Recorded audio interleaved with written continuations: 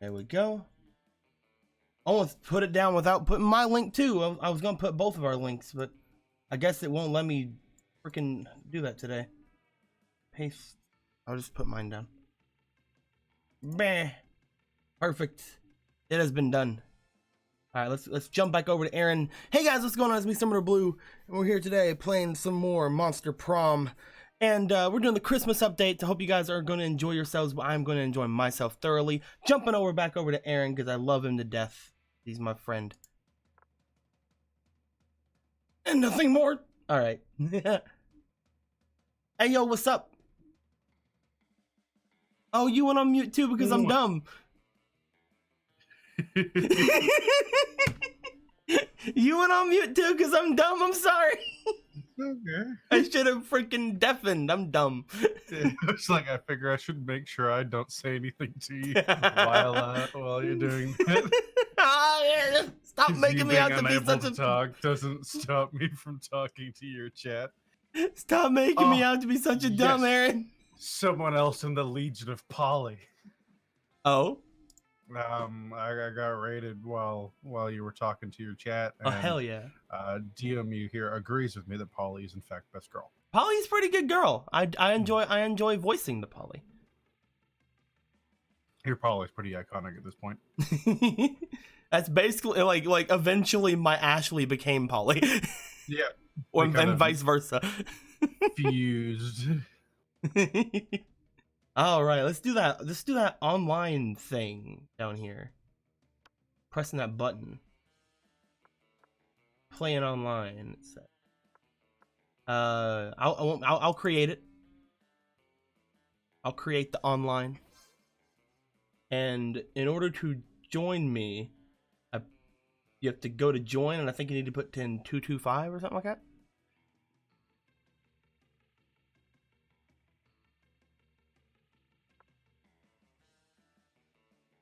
I think that's how you gotta do it. Or maybe I gotta add you. Ah! That didn't work out right.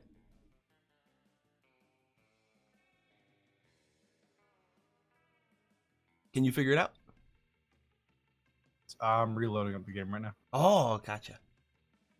Online. You don't upload any of your stuff, so I don't have to warn you about the sound. Because if you try to put Monster Prom on YouTube, freaking for some reason the opening song gets you fucking peopled on. I'll fight it. do do do do do do do do do. What was your match ID? 225. Right. What the fuck is this? Kick? You can get this loser out of here. Got him, boys. And I think you gotta push the little face, and then we can do stuff. You want to try to get like someone like Brett or somebody in? We can't now. Yeah, I don't think she actually. I don't even think she has the game, does she? You want to do a full game? Yeah. Ah. We can do it. We're doing it, boys. Spooky high school, the sweetest years of our lives. Back then, we were young and unafraid.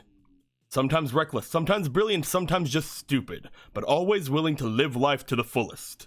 Always just stupid. Always stupid. We were dumb as fuck. We were on a wild journey to discover who we really were. Who are you? I'm Vicky, otherwise known as Blue, otherwise known as me. How it goes. I've never seen other people take control of this area. Like, how are you doing that, you freaking wizard? Aaron, you're such a magic man. Doing things I've never seen other people do.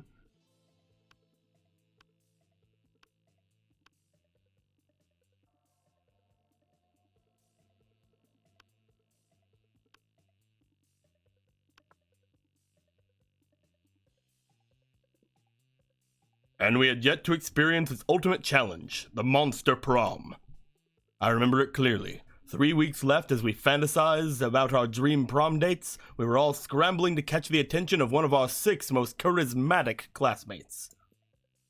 Miranda Vanderbilt, 19, a sweet mermaid princess who was as cute as she was genocidal. Damien LeVay, 21, a fearless demon with a taste for destruction and a love of fire. Scott Howell, 21, a werewolf athlete who is compensated for his rather small brain for his stupidly huge heart. Liam de Lioncourt, 4XX, a hipster vampire whose standoffish demeanor hid that he was truly a lovable dork. Polly Geist, 22, a party ghost with an insatiable hunger for all the wrong things.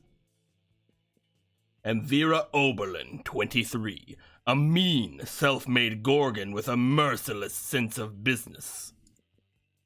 It was clear it had to be one of them. But who? Who, Aaron? Who would it be? Polly. You're not even going to think about any of the other ones? No, well, what I'm going to do is I'm going to answer the quiz questions, and whoever I get at the beginning is probably who I'm going for. Ah, gotcha. We only had 3 weeks to choose our prom date, and even more daunting, we only had 3 weeks to woo them and conquer their heart. But as I already said, we were young and unafraid, and we were ready to start.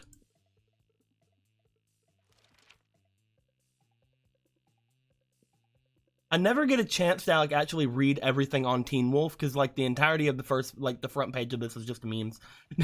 Yeah, take this quiz to find out hot or not. Yeah. Yeah. Why is there a fucking shark? I don't get it. That's the Chia shark. I don't understand the Chia shark. Crazy exes are how to deal when they just won't go. 500 and she. Yeah, I can't see underneath the thing, unfortunately. Welcome to Monster Prom Stupidest Pop Quiz Ever, TM. All minds are rotten, but they're rotten in so many different ways. Worry no more, we're using our PhD in bullshit to diagnose what kind of deviant sicko you are. Monster Prom Stupidest Pop Quiz Ever, TM, will throw a bunch of absurd questions at you and turn your answers into your character stats. This way, each of you will start by having stats that better reflect your true selves. Let's start!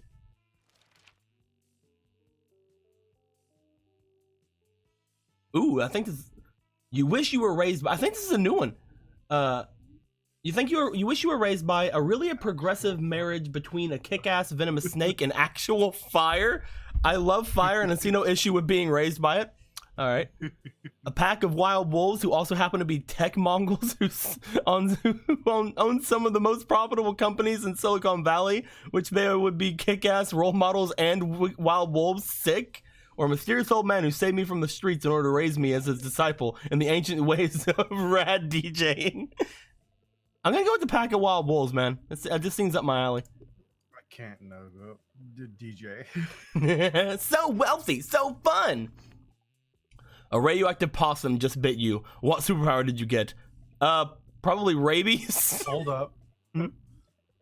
Fanfic every Monday at 8. Sailor Moon with Dragon Ball Z.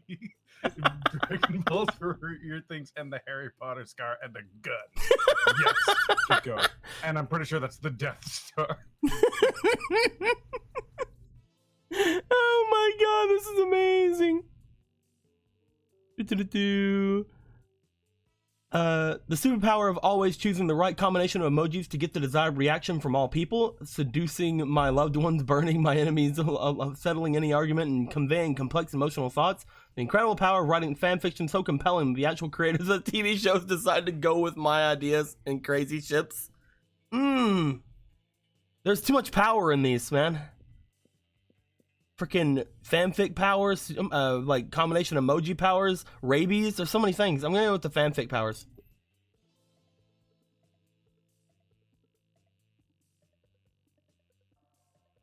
So smart, so creative. Are you okay, Significant, with your rabies? No. What criteria would you use to name your children? Meh, no names, just too much work. My name plus 2, the second. A heteronormative name to give them freedom to determine themselves with their own terms. Something simple and friendly like Bobby or Mary, just a swear word. I'll research the right name that it's pun-proof and joke-proof. No one will pick on them. I think Blue the second might be pretty good, even though I already technically have kids in Stream and BJ. His name is technically Blue Junior, so I'm gonna go Blue the second. That's fair. Just a swear word. Going with Damien. I guess I'm going with Damien. You gonna lose yourself. Is that how things are gonna go today? Let's go with. I'm gonna go with the library. That day you spend some time on the library's PCs, managing your start kicker. You deceive lots of people with sensationalist video and impossible promises. Nice. You gain 100,000 money, but almost everything goes to conquer cover costs, and you keep only +2 money. Scott and Miranda seem to be arguing about something. Your sweet mediation skills is clearly needed. No, I know our football team is called the Spooky High Spooky Monsters Who Spook, but who also play sports. But who's our mascot?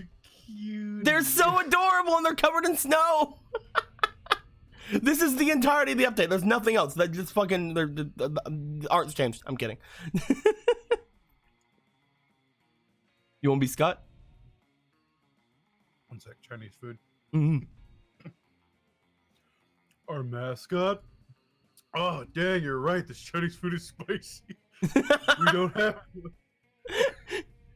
It's just like he's just eating Chinese food. Oh man, oh, too much. Because he's goodest boy. Oh, it burns. All right. Oh, what about Misha the mermaid? Mermaids are monsters. No way. Too girly. Try this. Wally the werewolf. Why's it gotta be a werewolf? We're the monsters, not the werewolves. Yeah, well, we're not the mermaids either. Maybe the problem is that the team name is trying to cover a huge, diverse group of people with a single label. No, Coach is never wrong. We're just not thinking hard enough. Think. Hey,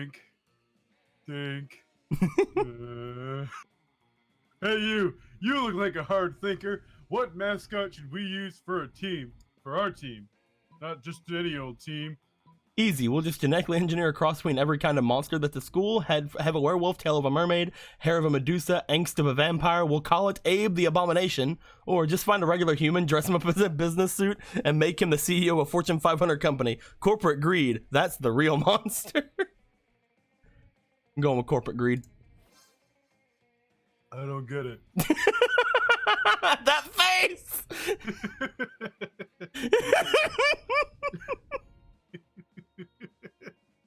Oh my god. If that mermaid is not the mascot, I'm leaving. Which must mean that it's really smart. Corporate greed, that's the real monster. Yeah, hooray! He can even make it rain dollar bills with the audience. They'll love him. I love him. Fuck rich people. Yeah. He's such a good boy. He's such a good boy. Oh man.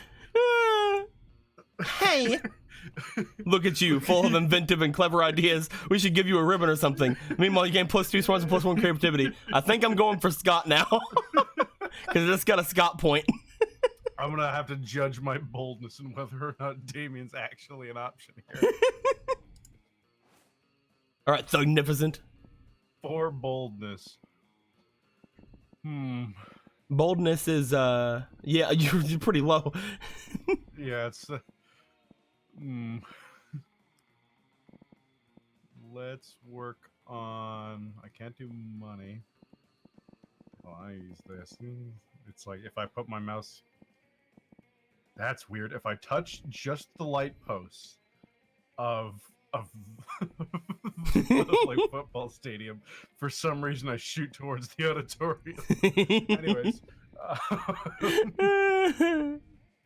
maybe intelligence, smarts. Yeah, I'm already smart. Might as well buff that. Make the good thing better. That day you listen to your elders and learn valuable lessons.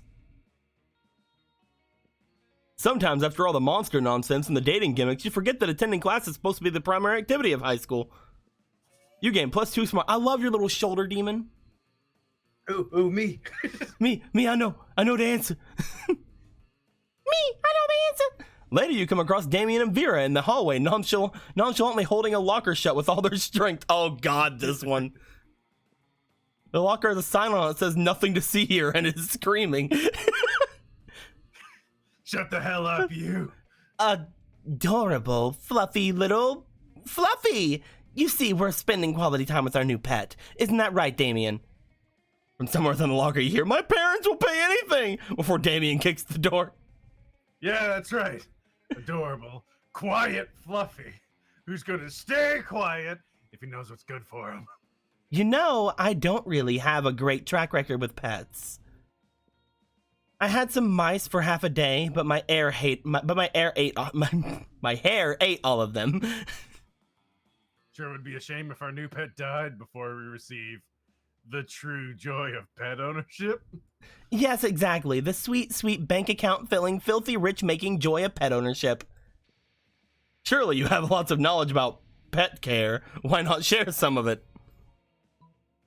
You know what pets love? Hardcore death metal all the time to drown out their noises. Or, if you love something, set it free. Just implant a tracking device first. Let's scroll down.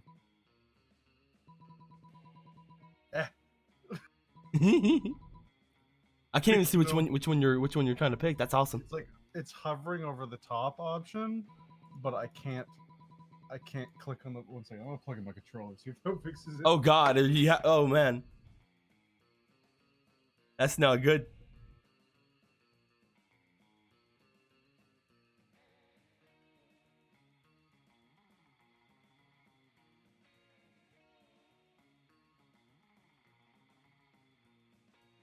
Yeah, I can't choose or anything for you either. Oh no. Hey, there you go. You're able to change now. Now I just can't select. Are you what? That's so crazy. What?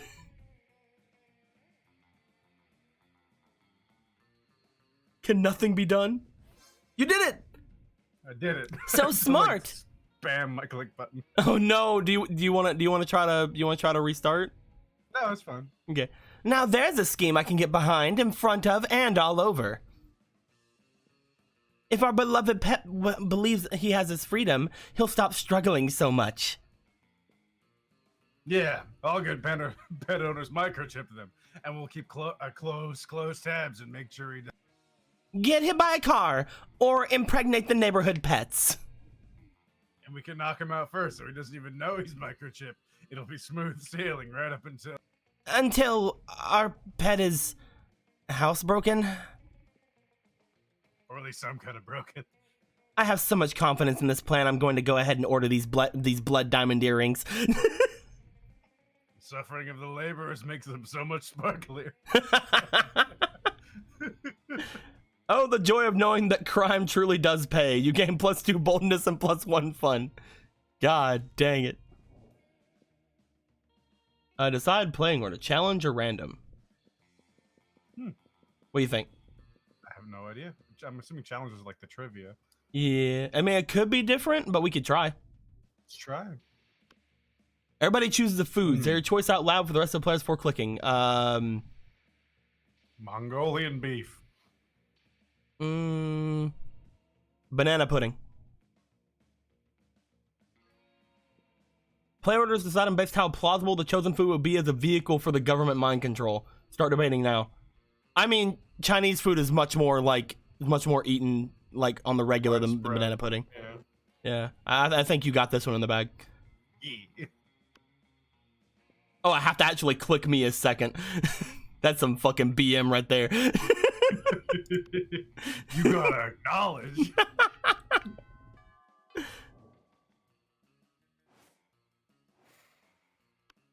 Where you going, my dude?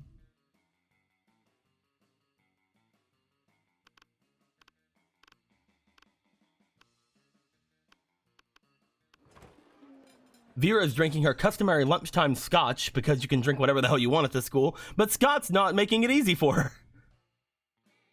Uh-oh. Hey Vera, what you drinking? Scotch, Yeah. why? Oh god, look at her outfit. Two little snakes have scars. Little scarf snakes. Because it smells like a delicious forest fire, and I'm curious. What's it called? Scotch. Yes? No, that's what it's called. What? Scotch. Yes? No, I'm not saying your name. I'm saying the name of the drink I'm drinking. It's Scotch. Mine? No, it's mine. Where's it called Scots? That's just what it's called. Oh, is it like an energy drink for Scots? I mean, it's like an energy drink for Scottish people. Hey, I'm a Scottish person. I'm as Scottish as it's possible to be. I'm the most Scot. No, what will it take to get you to drop this issue? Scott's not gonna drop it unless you do something, so you cut in and say, yeah, it's called Scott's, but today's the opposite day, so everything that's Scott's is actually Vera's. Or, you're right, Scott, that drink is your birthright. Chug, chug, chug, chug. Don't you mean? Oh, that's you. Don't you mean today isn't opposite? No. Aha! I'm not sorry, not Vera. Guess I'll be taking your drink. Wink. Wait, time out. If everything that Scott's is Vera's, do I have to give Vera all my stuff? Yes. Oh, okay. And does Vera have to give me all her stuff? Sure, unfortunately for you, I have no stuff. All my possessions are owned by cleverly disguised shell companies. Now hand over your wallet. Okay. Boy, opposite day sure is the best, isn't it? It sure is. After Scott leaves you alone, you and Vera definitely don't spend all his money on cocaine. What the fuck? Alright, I have 9 monies. I'm gonna see if there's any new Christmassy things in the shop. Oh, hell yeah. Let's face it, you're probably going to end up losing your money in some stupid way anyway. Why not spend it here first? It's just called being smart. What we got? Is there any new Christmas things? I don't see any new Christmas things. Present. Oh, that's a greeting card. Oh, the present. You're right. The gift that keeps on giving. See, I'm wise enough to know when a gift needs given. Yeah. Oh, it's $0. Interesting. Oh, what? Oh, what the fuck? A lump of coal. You should have not been so naughty. What? What? What? It made all your stats 0. Oh no! Oh, fuck. What the fuck?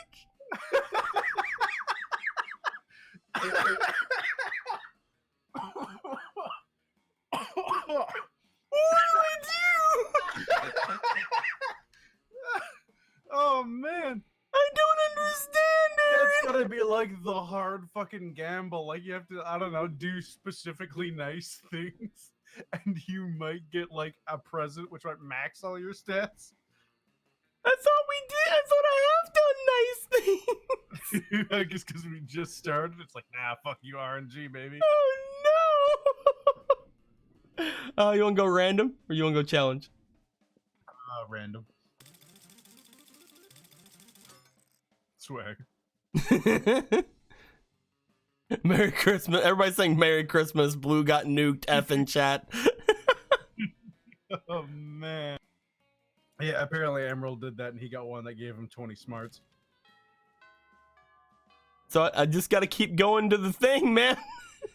Just keep opening boxes eventually. Keep opening the loot boxes. All right, I need. If I'm doing Vera, I need money. That day, you spent some time in the library of PCs mining some bitcoins. This is supposed to have something to do with solving algorithms and the rise of cryptocurrency. But you guessed it, nobody actually has any fucking idea how it really works. I agree. Anyway, you gain plus 2 bitcoins is equal to plus $2 million. Which is unfortunately equal to plus 2 monster dollars, so you get plus 2 money. I have 0 money and 0 everything. Man. Later, you see Vera cackling to herself in the hallway, which is whatever, but you might as well find out why. Just practicing my prom queen acceptance speech in my mind. Oh god, you're on the prom queen mood already. Yeah. It's not like the title bears any meaning whatsoever, of course, and I really do consider the whole thing way beneath me. However, considering how much meaning the other girls put on it, I can't risk some uppity bitch thinking she's better than me. Plus, it's not bad branding either. I could see using a victory to start a line of successful prom queen accessories guaranteed to get you the win. Perfect prom shoes, the right makeup, fancy knives to take out your opponents. Speaking of which, I assume this goes without saying, but I'm not leaving anything to chance. I'll be doing a blood ritual to ensure my win. My chat is loaded with abs for you. Damn it, chat! Why you got me mean to me? I still haven't found the exact details yet, but I'm optimistic that at least some of the items will be found in the shop. The only question is where exactly I can find the details for a proper blood ritual. Why not ask the Coven? They're witches and they should know all about magic. Literally just search the internet, like that's literally what it's there for. Oh, right. Good call. I don't know, I didn't think of that. Sometimes you get so caught up in the grand scheme of exploiting blood magic to secure petty victory that you forget about the little things.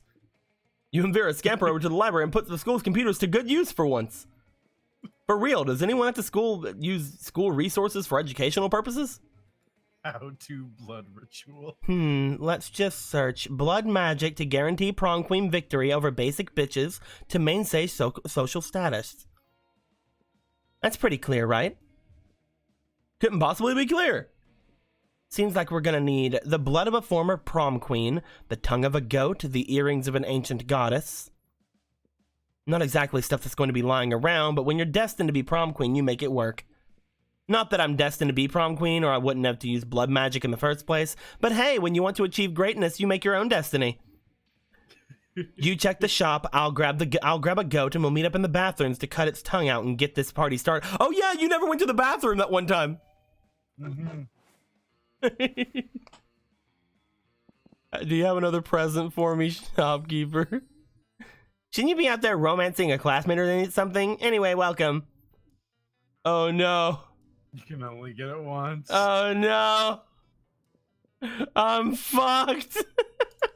Oh man.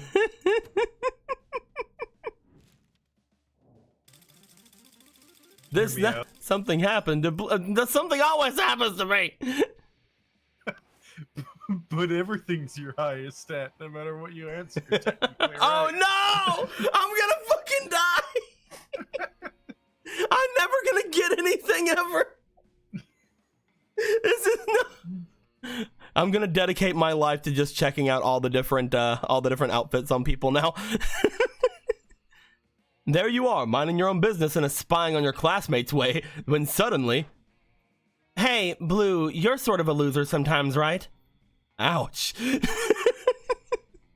fuck me on this one. Sure. And you hang out with other losers like Thugnificent, right? Because Thugnificent is a total loser, who I happen to maybe be developing feelings for. I can't explain it. He's nowhere near as attractive or wealthy or ruthless as I am, and yet I find myself so inexplicably drawn to him. I think it's his eyes. It's like there's real depth there, like he's hiding some sort of secret. What do you think it is? Something wonderful or totally lame? The secret behind Thugnificent's eyes is The Secret. That book has changed my life and his business sense and self-confidence is on point. Or, the secret behind Thugnificent's eyes is the secret of communism. Thugnificent doesn't believe in ownership of material goods or individual entrepreneurship of any kind. That would literally get her to kill you. Yep, she would make me not, I would do it unalive.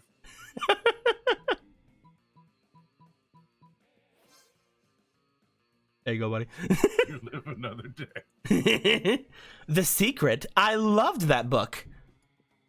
Any publication that puts me in a position once again to assert my superiority over others with hard work can win me over in a heartbeat. And any monster who reads that kind of book is out to get something for themselves. In this case, possibly me. Hell yeah. I like a monster who isn't afraid to chase down what he wants, And we know I'm not too easily won over. Maybe he has a chance with me after all. Vera and Thugnificent, Prom royalty. It has a nice ring to it. Thanks, Blue. No problem. Maybe they'll let you be part of the prom court, even if you're just a jester or something. You gain +3. I have stats. I'm going for Polly. Random or challenge? Min-max Paula. Let's do a challenge. All right. Everybody choose a celebrity. Say your choice out loud to the rest of the players before clicking. Nick Cage. Denzel Washington. All right. Players have behind likely to select a sign is secretly related to Blue. Denzel Washington is black.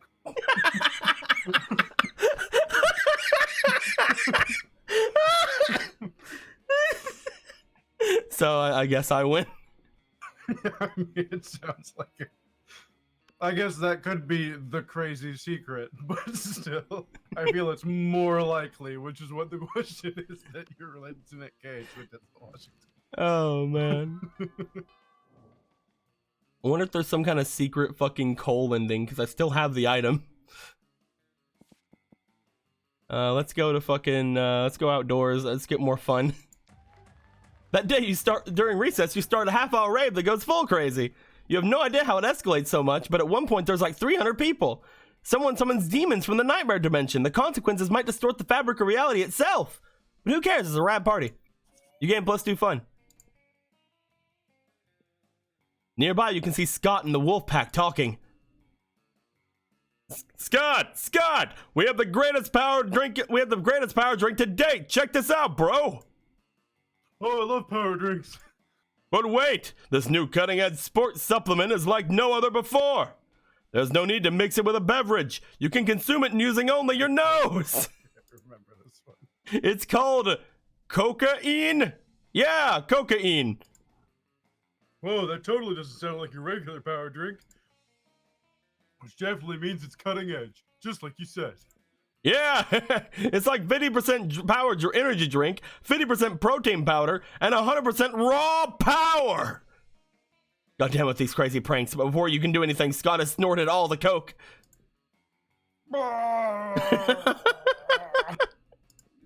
And he's gone full wolf mode, and now he's basically unleashed and is destroying everything he sees. You need to do something to calm him down, but what? Using your vast knowledge of aromatherapy, give him some lavender-scented cocaine to neutralize the regular scented cocaine or relax him a bit. Give him a flashy fidget spinner. Obvious. I actually won that one!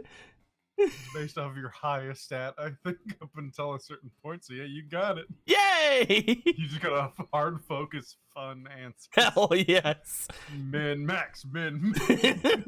You start spinning a very flashy fidget spinner in front of Wolf Scott. He stops wreaking havoc and stares at the spinning fidget spinner. It's so spinny. After a while, he reverts to his normal self because everyone knows that cocaine triggers a werewolf transformation, but a fidget spinner can cancel it. Bro, this thingy is the best thingy ever. It's like a very safe and friendly shuriken. Can I keep it? How can you say no to that pair of puppy dog eyes? Hooray! You see Scott fleeing with your fidget spinner, still managing to wreak some havoc despite calling it very safe and friendly. Clumsy, handsome Scott. You gain +2 chum and +1 smarts. Clumsy, handsome Scott. Stupid, sexy Flanders. I know I'm gonna need. Do you think you have a gift? Yeah, you have a gift. Where? Oh, there it is. Yep. I mean, you need your prom queen thing. It's up to you. Okay. Curve. We'll open that gift around the end. Let's go for a random. I know that the since this is a secret ending, it doesn't actually care about my stats.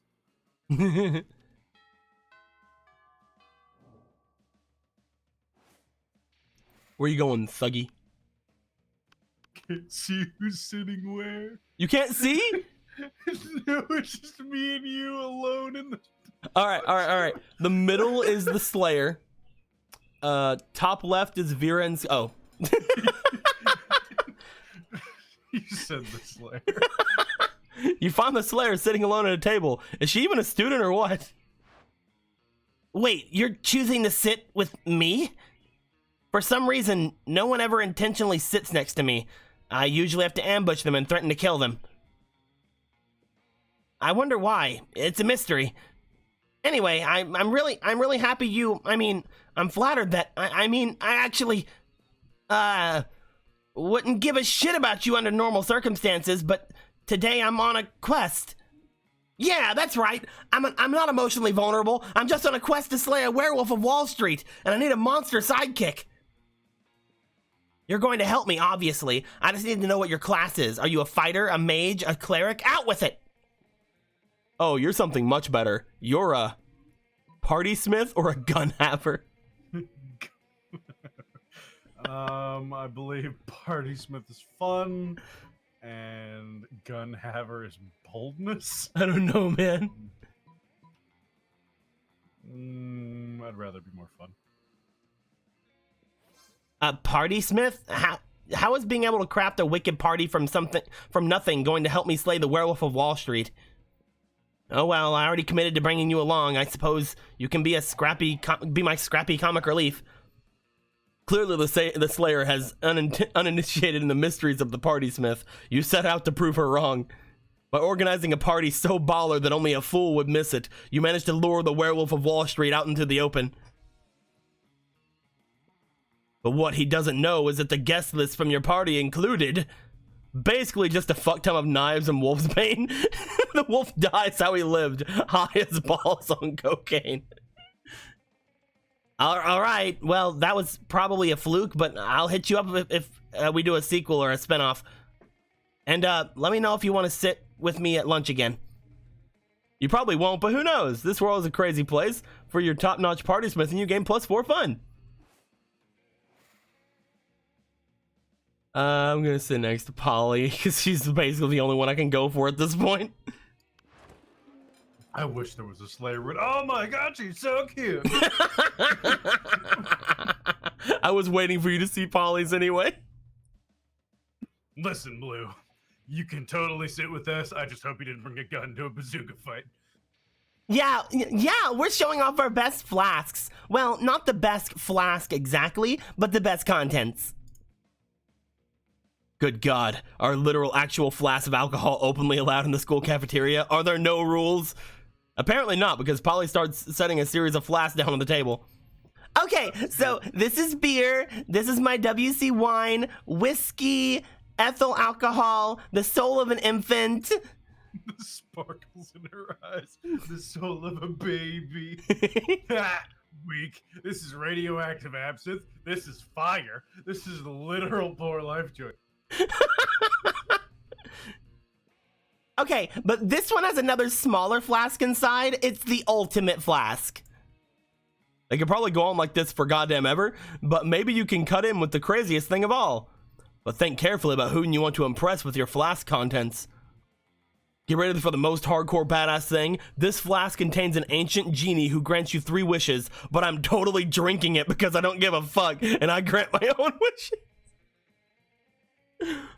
Want to get a dope party started? This flask has ultra whiskey, which you can only get when you get 2 bottles of the best, purest whiskey and make them mates. Doing it. Heck yeah, let's rage! I've always wanted to make ultra whiskey, but I could not get my whiskey bottles to fuck! I tried everything. Moonlighting, sultry music, chainsaws, you know, all that cliche romantic stuff. But it seemed nigh impossible to get them to make sweet whiskey love. I almost started to think inanimate objects can't have sex, but I've had tons of sex with inanimate objects, so that was just silly. Oh my fucking God, Polly. Love her. If you can make Whiskeyette's whiskey turn into ultra whiskey, we should definitely apply that principle all over the damn place. 2 cars make a limousine. An orgy of iPhones become the iPhone XXX, the most advanced update possible, duh. A microwave and a Russian novel to get a pair of designer shoes. What? I can't wait to create doper stuff than the world can even handle, probably. Well, the world probably doesn't need to worry about handling it because there's no way you can pull that insanity off. But yay for plans with Polly. Challenge or random? Yes. Doing it. Everybody choose an occupation. Say your choice out loud for the rest of the players before clicking. Party Smith.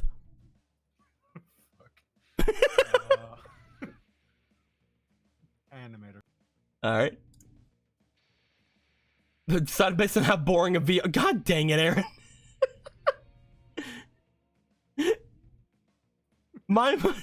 Just a drawing simulator. Fucking there. Alright. Fucking there. I don't need your shit, Aaron. He's wearing mistletoe. I love her. Yeah. I still need more money, but I can also use more smarts because I lost some because I have a fucking bloody tampon. That day, you're astonished by some new stuff you learn in class. You thought high school was all about doing stupid shit with your friends and trying to find true love. Who would have thought that class could actually be useful? What a nice surprise. You gain +1 valuable lesson. Good luck trying to use that within this game. And +2 smarts. You notice Vera standing in a corner, pissed. What looks like a fresh braid on the back of her head is actually 2 of her snakes fighting? Poisons flying everywhere.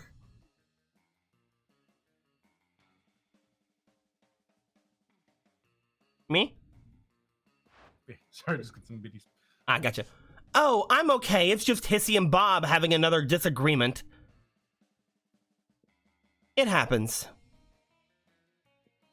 This time they can't decide whether Miranda's domain should be called a kingdom or an empire. And it's like, who cares? I'm telling you, if they weren't my hair, I would sell them to Thailand, where they eat snakes.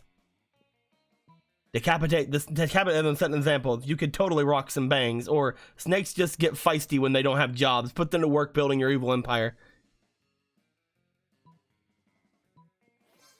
Why, of course, I've forgotten how tasty snakes become without gainful employment. It's all in the best-selling book, Snakes in Suits. I need that book. But come to think of it, my snakes already do have jobs. They're just not doing them.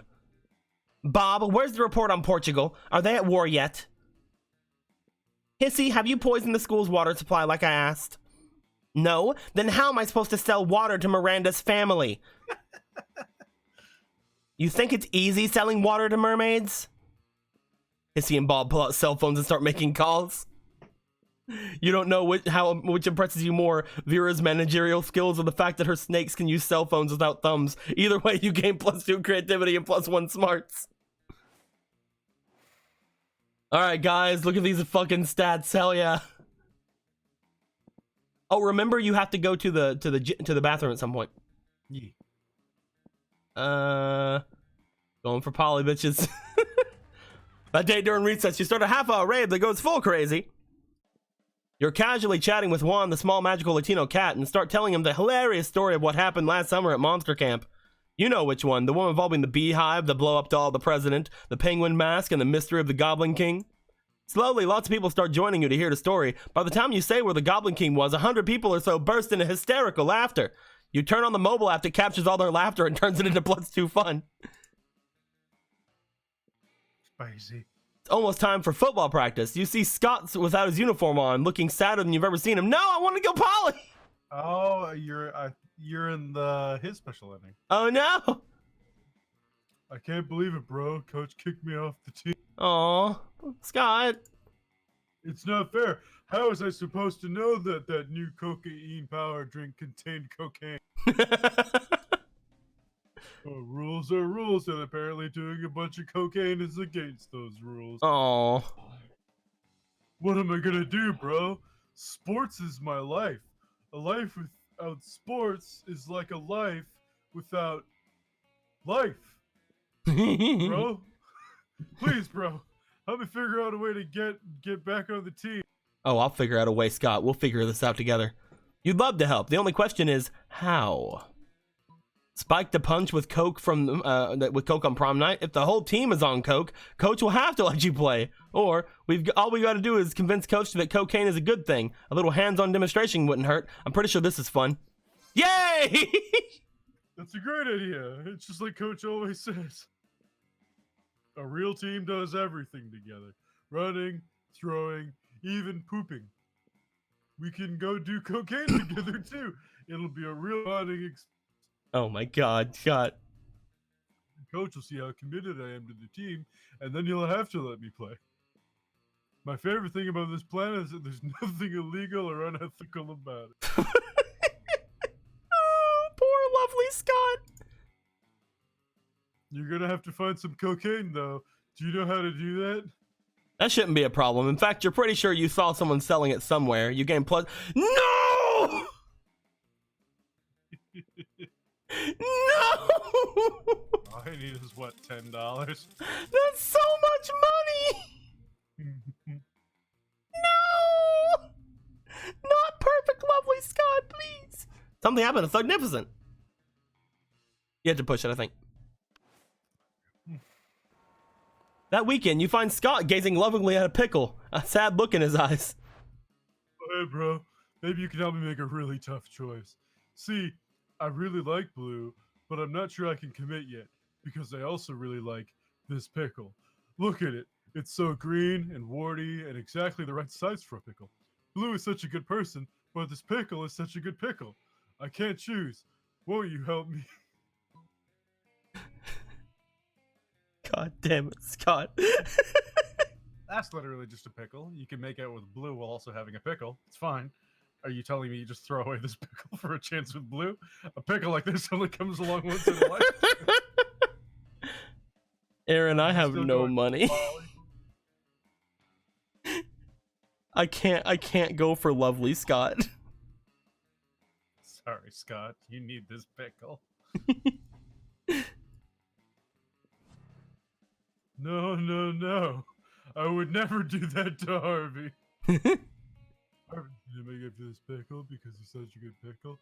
I know Blue loves me, and I love her, but if monogamous commitment to a pickle is wrong, well then, I'm wrong. But I don't think I'm wrong. You just told me I wasn't wrong, so I'm right. So everything's fine. Tell Blue if that I wasn't already committed to this pickle, I would be happy to go out with her. I'm sure she'd understand. You're pretty sure she won't, but who cares? You gain +1 charm. Poor Scott. We did it. Only one more day of my misery, it's fine. Oh my god, this lump of coal thing was fucking hilarious. That day you skip class and hang out in the bathrooms because you respect no authority. I guess some people just want to watch the world burn by skipping class and heading out into the bathrooms. You get +0 shits, but you gain +2 boldness. On a close inspection, you see blood pooling on the floor. And Vera standing over it, smiling broadly, holding the carcass of a skinned goat. Hey, thanks for coming. The fun's just getting started. I know we only need the goat's tongue, but like, if you're going to take the tongue from a goat, might as well take the skin too and make yourself a pair of sweet boots. Not that I know how to sew or would take the time to even if I did, but Miranda has some mer slaves I can borrow. It's a pretty nice tongue, right? Not too fat, not too thin, the right kind of purple. I think it'll be the most beautiful, regal, feared prom queen ever to grace spooky high school in no time at all. It's not a bad plan, except that spiders need to relieve themselves too, and it's at that moment the principal giant spider walks in to use the toilet. Oh hey, good afternoon, Principal Giant Spider. I'm just holding this skinned goat on school property because it's for Animal Abuse 3, we're getting a head start on our homework, or because this goat is a spy from a rival institution who was sent here to blow up the school. Principal Giant Spider nods appreciatively. It's always nice to see our students taking initiative about learning things. I'm very proud of the schools with successful and well-organized extracurriculars and healthy social life of my students. It's so hard to read when I do that. But it does seem like people will get a little hung up on certain school events. Seriously, prom is one night. A proper education lasts a lifetime.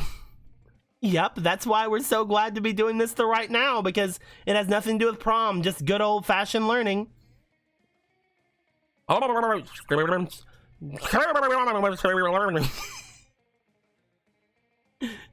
did it. Prom, one night. Honestly, I'm not even going to try to be prom queen. Principal Giant Spider exits, leaving you and Vera to pocket the necessary goat tongue. I'm not trying to be prom queen. I will be prom queen. 2 down, goddess earrings to go. Maybe Principal Giant Spider has a point about focusing on schoolwork, but fuck it. Prom's awesome. You gain +2 fun and +1 creativity. All right. So hear me out.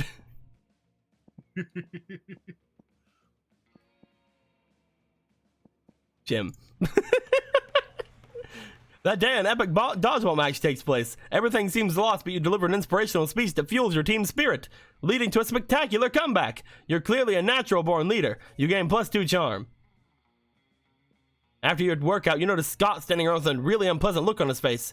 Normally, Scott has a very pleasant look on his face, maybe with his tongue hanging out a little. Right now, it's not hanging out at all. As you get closer, you see that he's waving it around inside of his mouth. You ask him what the hell is going on.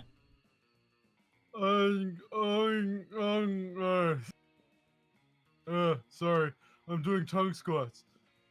It's part of a new workout system I found called the Idiot Cleanse.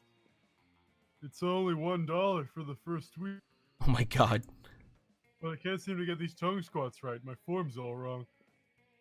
Look at my tongue. It's so weak and scrawny. Oh my god, Scott. Why are you so lovely?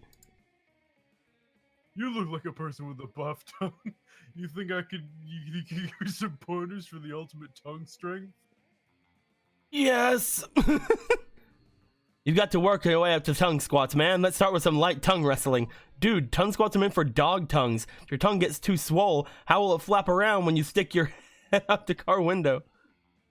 I mean, this seems to be like either fun or charm, and those are my 2 best stats. Yay! Yay! Without even thinking about it, as usual, Scott lunks tongues with you and you go to town. You win 5 out of 6 matches. His tongue really is scrawny, but that's not really why you're doing this, is it?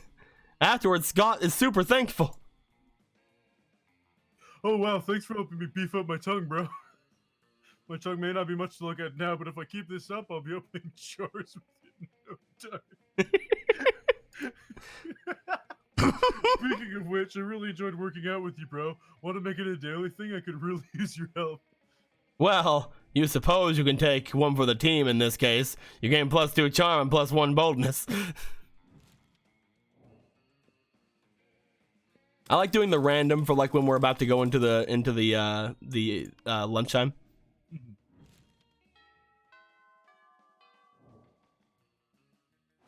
All right.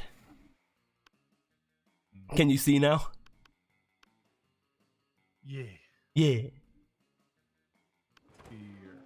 As you approach the table, you see Vera delicately lifting a fork full of quinoa? Yeah, I think it's quinoa. To her mouth. She brings lunch from home. When... Food, fork, 6, 8. Who do we delegate? Eating, yay! It's perfect. Everything's perfect. Deliciate, maybe? Yeah, maybe it's deliciate. It's gotta be deliciate. I think that's what he's trying to say. You got click it. Scott, what on earth are you doing?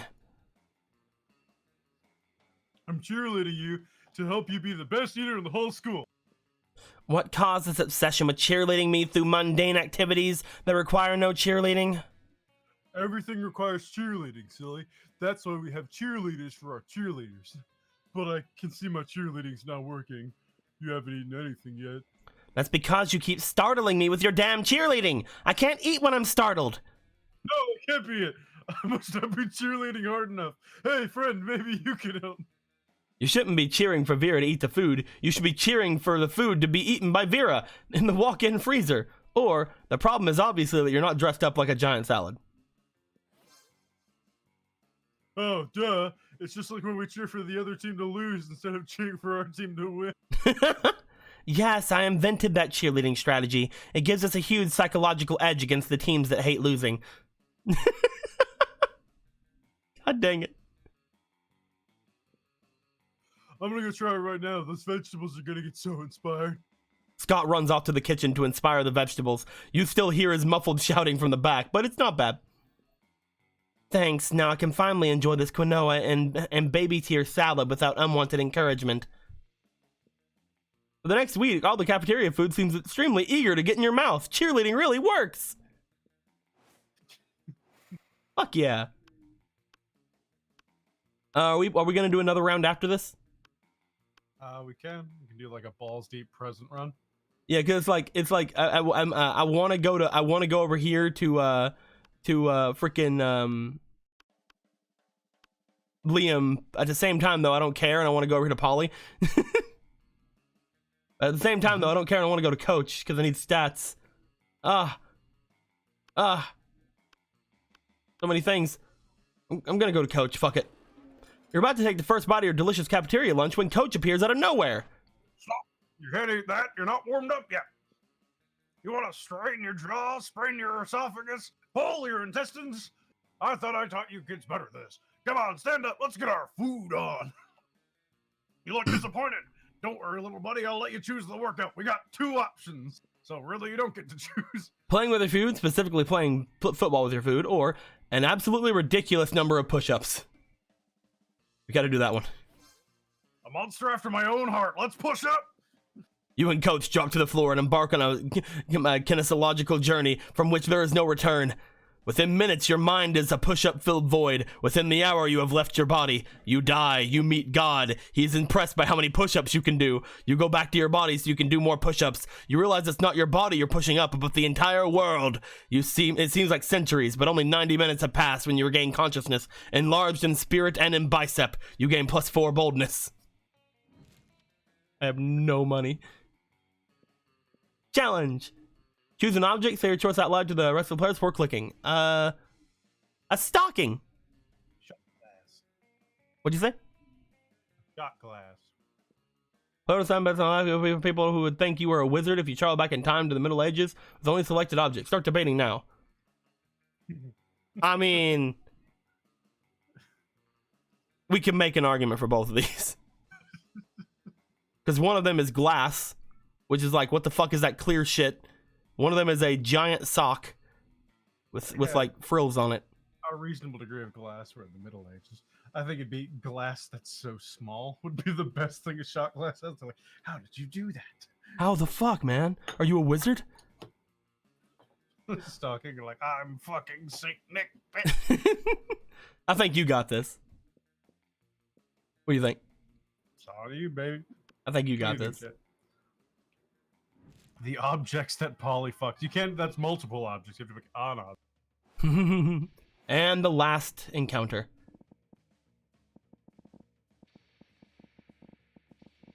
You're trying your best. Get some more money. Round that bitch That up. day, you spent some time in the library PCs playing some good old online poker. Gambling seems like a stupid and dangerous decision. But who cares? This time it paid off, so fuck it. You gain +2 money. Vera runs up to you, eyes blazing, teeth gleaming. You will never even believe this shit. Remember how the Coven said we would never find the earrings? No. It's because they had them the whole time. We're summoning those bitches and taking those earrings at any cost, even if it's the last thing you do. Did Vera just imply she was willing to let you die in order to become prom queen? Irrelevant, because the Coven has been summoned. You won't be Coven? So you figured it out. Good for you. Now give up because you're never getting them. Ha! That's what Miranda said about the sea opal ring her dead grandmother gave her. But look what I'm wearing right now. How do any of you have any friends? It's baffling. You're horrible, horrible people. I mean, they're not wrong, but there must be some way to get them to fork over the earrings so you can complete the ritual. No, Coven, you misunderstood. We are trying to save the world too! Or, make replicas of the earrings, find out where the Coven lives, break in, and replace the earrings with fakes while they're asleep. Boldness is higher than my charm, and I'm pretty sure the top is charm. You got this, my dude. So bold! You know what? Forget it. Just leave. I never wanted to be prom queen anyway. I feel like that's definitely a lie, and you're probably plotting something, but I guess we shouldn't look to gift horse in the mouth. And with that, the Coven is gone, and you and Vera start your sweet, sweet little illicit work. Vera uses her connections in the sketchy underground stalker world to find Coven's home when she declares to be trashy as they when she declares to be as trashy as they are. Meanwhile, you use your skills you learned in AP metalworking for torture to forego some pretty damn possible earrings. Or forge. I said forego. You wait until the cover of darkness to break into the Coven's house, using all the athleticism of someone who plays dodgeball every single gym class. You find the earrings hidden in a box of sex toys, the nature of which you immediately try to erase from your mind rather than imagine the Coven using them on themselves or each other or you. Oh god, stop, it's horrible. You replace the earrings with the fakes and use your dodgeball skills to do a triple somersault out the window and land on your feet. That was sick. Now let's get out of here before they wake up and turn us into frogs or nerds or something. Boom! Last ingredient procured. And now it's time to do some blood magic! You gain +2 fun and +1 boldness. I love how it's just like, for they turn us into frogs or nerds or something. Obviously we got a party on, man. That day during recess, you have a half-hour rave that goes full crazy. You spot Juan, the small magical Latino cat, who seems a bit sad. He explains to you that he's worried people are used to calling him Juan, the small magical Latino cat, but now everyone defines him only by his size, magicality, ethnicity, and species. He's more than that. You correct him. You don't see him in such simplistic terms and convenient definitions. It's just that there's like 23 other different Juans at this school, so adding all that to his name is quite necessary. You tell him you'll never forget about him and the crazy adventures you both lived together in Monster Prom's prequel, Monster Middle School. You have a great time remembering those crazy stories. You gain +2 fun. I want Monster Middle School. Hell yeah, dude. You turn away from the rave to find Scott nervously sniffing the ground and looking around suspiciously. You ask him what's up, prepare for a stupid answer, and he does not disappoint. Is it obvious, bro? I mean, you know why all these people are out here, right? To steal my stash of awesome bones. They look like they're just out here having a good time, but that's all a ruse. It's bones they want. My bones. Oh my god. Quick, bro. If you're really my bro, you'll help me move my bones before all these other bros find them. Where should I move them to? Tell me! A preschool? Nobody ever looks for bones at a preschool. Forget these bones. You already have a near infinite supply of bones hidden inside of people. Oh no. I don't know what either of these are. Preschool might be creative or smart. Bones is people is probably boldness or fun. No! Not lovely Scott! Have bones hidden inside them this whole time? And I didn't know about it? But that means people are better at hiding their bones than I am. No, Scott, please! I'm supposed to be the best at bones. Me? No! Now what am I? Just another handsome guy who's good at sports and only so-so at bones. No, lovely Scott, please! You know what? You can have these bones. If I can't be the best at bones, I don't want to do it at all. No! You don't really want all these bones, but you feel like telling Scott that would only make things even worse. You lose 2 charm and 1 smarts. No! No! Yeah, good job, fucking... Yeah, I get you. Fuck it, I'm going alone, man. I'm gonna hope that this is some kind... It's not an event, I can't go home. Polly. No! Yeah. You finally pluck up your courage and ask your beloved to go to Monster Prom with you. Not a chance in the world, darling. Poor life choices is how I died. So now I can tell. A poor afterlife choice when I see one. And boo, you're a big one. You couldn't get a date for Monster Prom. Actually, you couldn't get a date for the rest of your life. Some nights alone in your bed, you wish sadness was an STD, because at least you wouldn't be getting so much of it. You losing got me an achievement. Hell yeah. Prom, huh? You help me prepare the one blood ritual, and you assume my crown, and suddenly you think I'll go to prom with you. You kind of assume that, yeah. I must admit, you've surprised me quite pleasantly during our little ritual adventures. And there's definitely something in you that entertains me. Okay, you know what? The blood ritual actually requires an act of filthy lust happening inside the pentagram in order for it to work. I'm going to let you join me if you want to. Let's do that, see how it goes, and decide what to do from there. Hooray! If you're blood ritual material, you might actually be prom date material as well. So, deal? Deal. Holy potatoes! Who would have thought blood rituals could be this awesome? Oh, this is a very sexy artwork of Vera.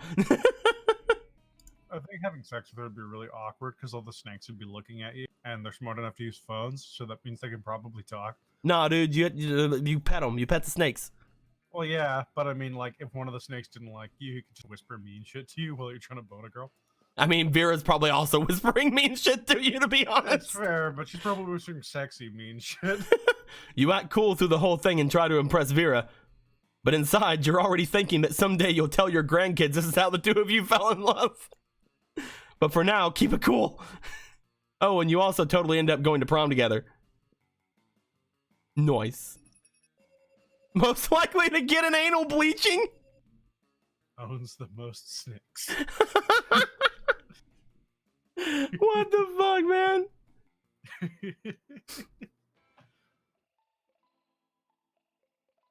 410 events, 29 endings, and 1,472 outcomes. Just kiss the snakes. Just like, you'll never be good in bed. You probably can't even keep it up. Mwah. Ah, what the fuck? Those 3 weeks were maybe the most epic and absurd weeks of our lives. After Monster Prom, we kept on living our lives, falling in love, battling for friendship, and learning about who we were and who we could be. And you know what? As it always does, life happened, and it was wonderful. Polly took a summer job as the ghost of Christmas present. She spent most of the time partying since there was almost no work because, you know, it was summer. It's not summer. Vera really built the Oberlin Empire into endless greatness. They own a shameless number of companies. It's known that they're also into lots of sketchy businesses, but no one does anything about it. I mean, who in the hell would try to stop Vera Oberlin? Damien found peace in the most unexpected way. He kept punching everything until one day he punched his own anger to death. He's written a book about it. During those 3 weeks, Monster Prom seemed bigger than life, and then it was gone, just like that. The battle for Monster Prom may have ended then, but there were lots of battles left in the world called youth. The war called youth. But once again, we were young and unafraid, but we were ready to start. Musical number. At least there would be a musical number if these musical numbers did not send copyrights to me. You have a musical number on your side, right? Yeah. There you go. You know, What's up? at some point, you should just do a really bad cover of it and then just dub over the ending whenever you play this game. Yes, every time we get to the ending, I just put my freaking horrible dub over it.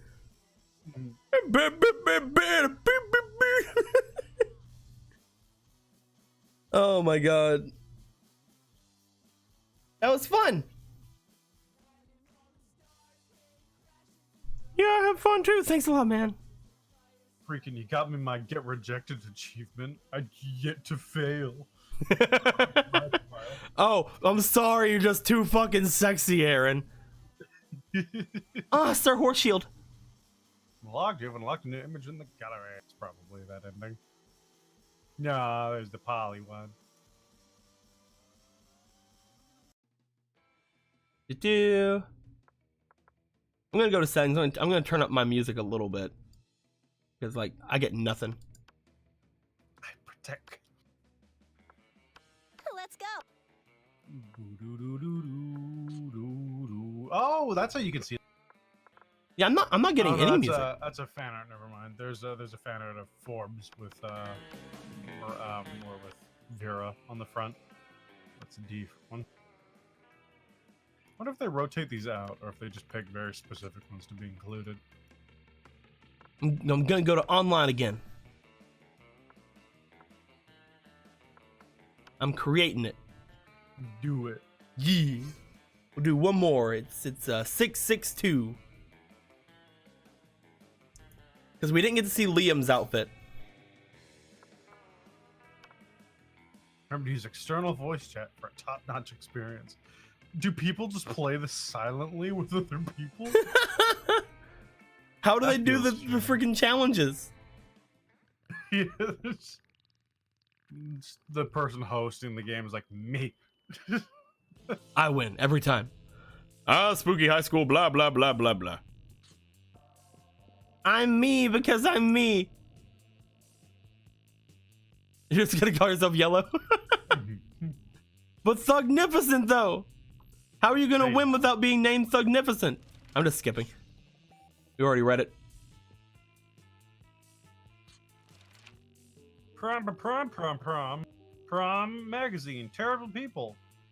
The coolest reality show would be 12 experts on various arts of seduction live in a house where they must face a common challenge, seducing a potato into marriage somehow. People in positions of power must face all sorts of questions irrelevant to their field, and if they fail, they lose their jobs and society wins. Or 8 rich people fight for weekly challenges to see who's the best at giving money to you. The Potato, Season 6, Monday, January 4th, 8/7 Central.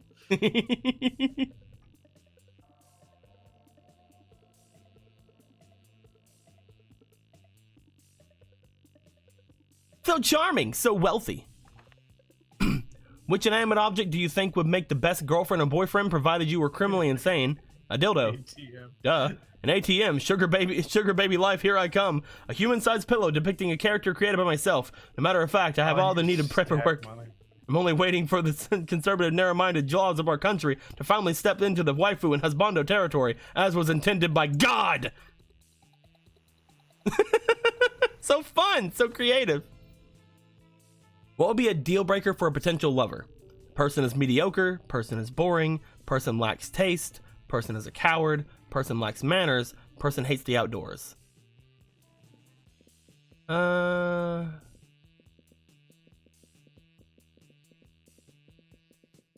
mean, none of these are deal breakers for me. As long as it's just one of these things. They're all of them. A mediocre, boring coward that lacks taste, manners, and hates outside. I mean, he hates outside things, not even a deal breaker at all. That's me. I am that. Let's go for taste. I knew it was Liam. I knew it was Polly. All right. Let's see here. Not a bad array. Not a bad array, not a bad array. 3 7s, 3 4s. Gonna go to the auditorium, I think, for some creativity. So I can be Sir Horseshield. That day, we're rehearsing for the class play. It's as if the muses themselves descended to give you figurative oral sex. Your performance is intense and inspiring. It will be remembered for generations, which is pretty rad by high school play standards. You gain +2 creativity. I don't know why I went here, because my entire thing was to try to find out Liam's outfit, and now he's just going to be in his auditorium outfit. I've made mistakes. You look up to find Liam and Scott waving their phones at each other's faces. What about this one? No, I definitely swiped left on that one, bro. But this is my best picture. But it's not even a picture of you. It's just a photo of a stop sign wearing a top hat. It's artistic. I don't know, maybe it was a picture of a fire hydrant. Well, it's not as if your pictures are in any way superior. What are you even doing in this one? Smiling? See? Unacceptable. But I like smiling. You're sure it's wrong? Of course I am. Look, I'll even bring an impartial third party. You're renowned for your Tinder success. What's your secret? I'm renowned for my Tinder success? What? Yep. Don't just smile on my face. I draw a smiley face on my bare chest, or I shock and amaze them with a custom Instagram filter, Sepia Mustache Enigma. That one. Sepia Mustache Enigma. I've never heard of... I mean, of course I've heard of it. I'm the only one who's ever heard of it. But I got a new phone and my settings got all messed up. So do you think you could transfer it to me? Liam is clearly impressed by your filter game, but don't expect him to ever mention it again. You gain +2 smarts and +1 creativity. Hell yeah. Straight to outdoors. That day during Christmas just start a half-hour raid that goes full crazy. You have no idea how it escalates so much, but at one point there's like 300 people. Someone summons demons from the nightmare dimension. The consequences might distort the fabric of reality itself. But who cares? It's a sweet party. You gain +2 fun. Hey, thanks for the Christmas bit, Sweaty. After you're eavesdropping on Miranda and Polly, waiting for the perfect moment to mention your influx of Insta followers when... Oh no. Never fear, my ladies. You need not fight over me. I was gonna say, I didn't want to do all three. Him again? As royalty myself, I must say that even I find him to be... What's the term you use, Paulina? Extra as fuck. Friendship between two beautiful maidens shouldn't be soured over one as handsome, rich, and humble as I.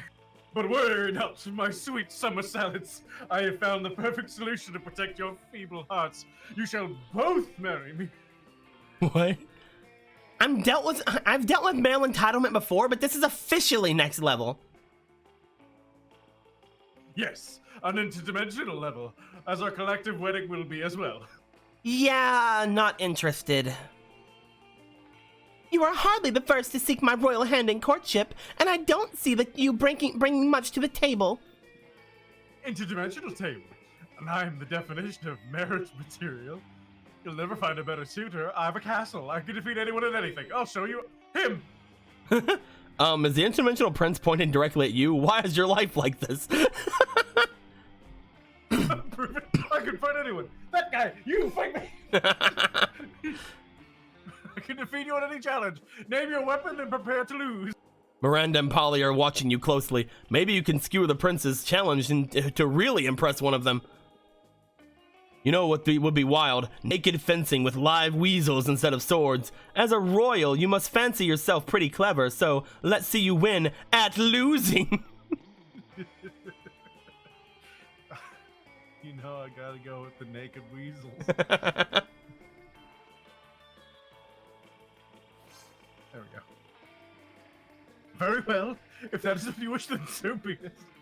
Both you and the prince quickly undress, thus giving your respective weasels ample fleshy targets. You both grab the nearest live weasels and take the traditional weasel fighting stance. On the count of 100. 1, 2, just go! Normally, the interdimensional prince, years and years of royal swordplay training would have you defeated in seconds. But fighting with muscelids? Muscelids is a weasel of a different color. You've defeated opponents with polecats, ferrets, and minks, and the prince is no exception.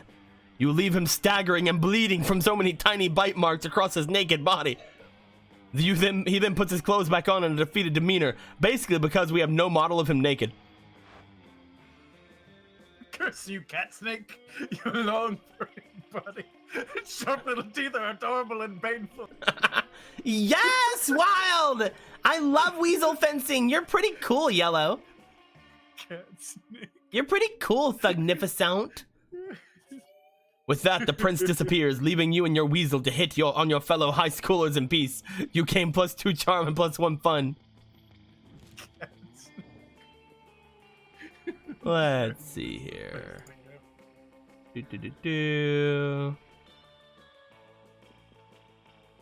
Let's do random because we're about to go into the thing.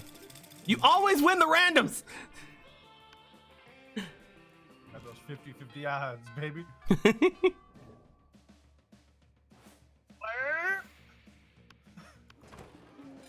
Polly and Miranda sit together, surrounded by Miranda's customary crowd of serfs. So wait, you actually got serfs who eat for you? Oh. Look at her little thing. Well, of course, I find eating to be terribly undignified, so I almost never do it. Hey, me neither. What other kinds of crazy serfs have you got? Well, I have a serf to go to the bathroom for me, a serf to experience difficult emotion for me, and a serf for keeping my silverware in alphabetical order. I even have a surfing serf who's for standing on top of whenever I go surfing. God dang it. Wow, that's a lot of serfs. It's a fair amount. The only limit is my imagination. Unfortunately, my imagination serf imagined a way to escape from serfdom, so now I'm all out of ideas. She's so sad. Well, I'm sure that with the help of Yellow, we could probably think of a dope new kind of serf. Oh, is that so? I can't wait. Well, you're on the spot now. What will it be? Oh, Miranda, you should get a puppy serf. It's not actually a serf, it's just like 50 cute dogs. Or you should get a party serf, Polly, a serf to experience your hangovers for you. A serf? For me? I couldn't possibly. Why not? I do it all the time. But isn't it wrong to make someone else experience the negative consequences of your actions? Well, like I said, I do it all the time, and Father says I could do no wrong, therefore it's probably fine. Oh, okay, hell yeah! Let's hire a dude to deal with all my withdrawal symptoms! All the caps in chat, Emerald. Miranda! Hire? Polly dearest, we don't pay our serfs. We don't? Sweet deal! Swag. Polly hires the burliest hangover serf she can find, and the two of you go out for a night of your lives. The serf is dead in the morning from the epic hangover, but the memories are well worth the second-degree manslaughter.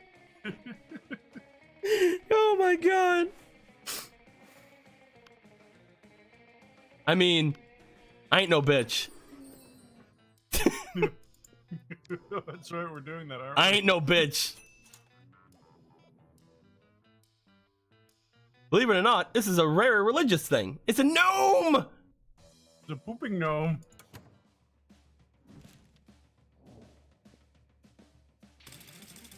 What do they give you? Give me a gnome! Yeah, but what normally they affect your stats in some way. I got gnomed! Now he's cast. He's not a gnoblin.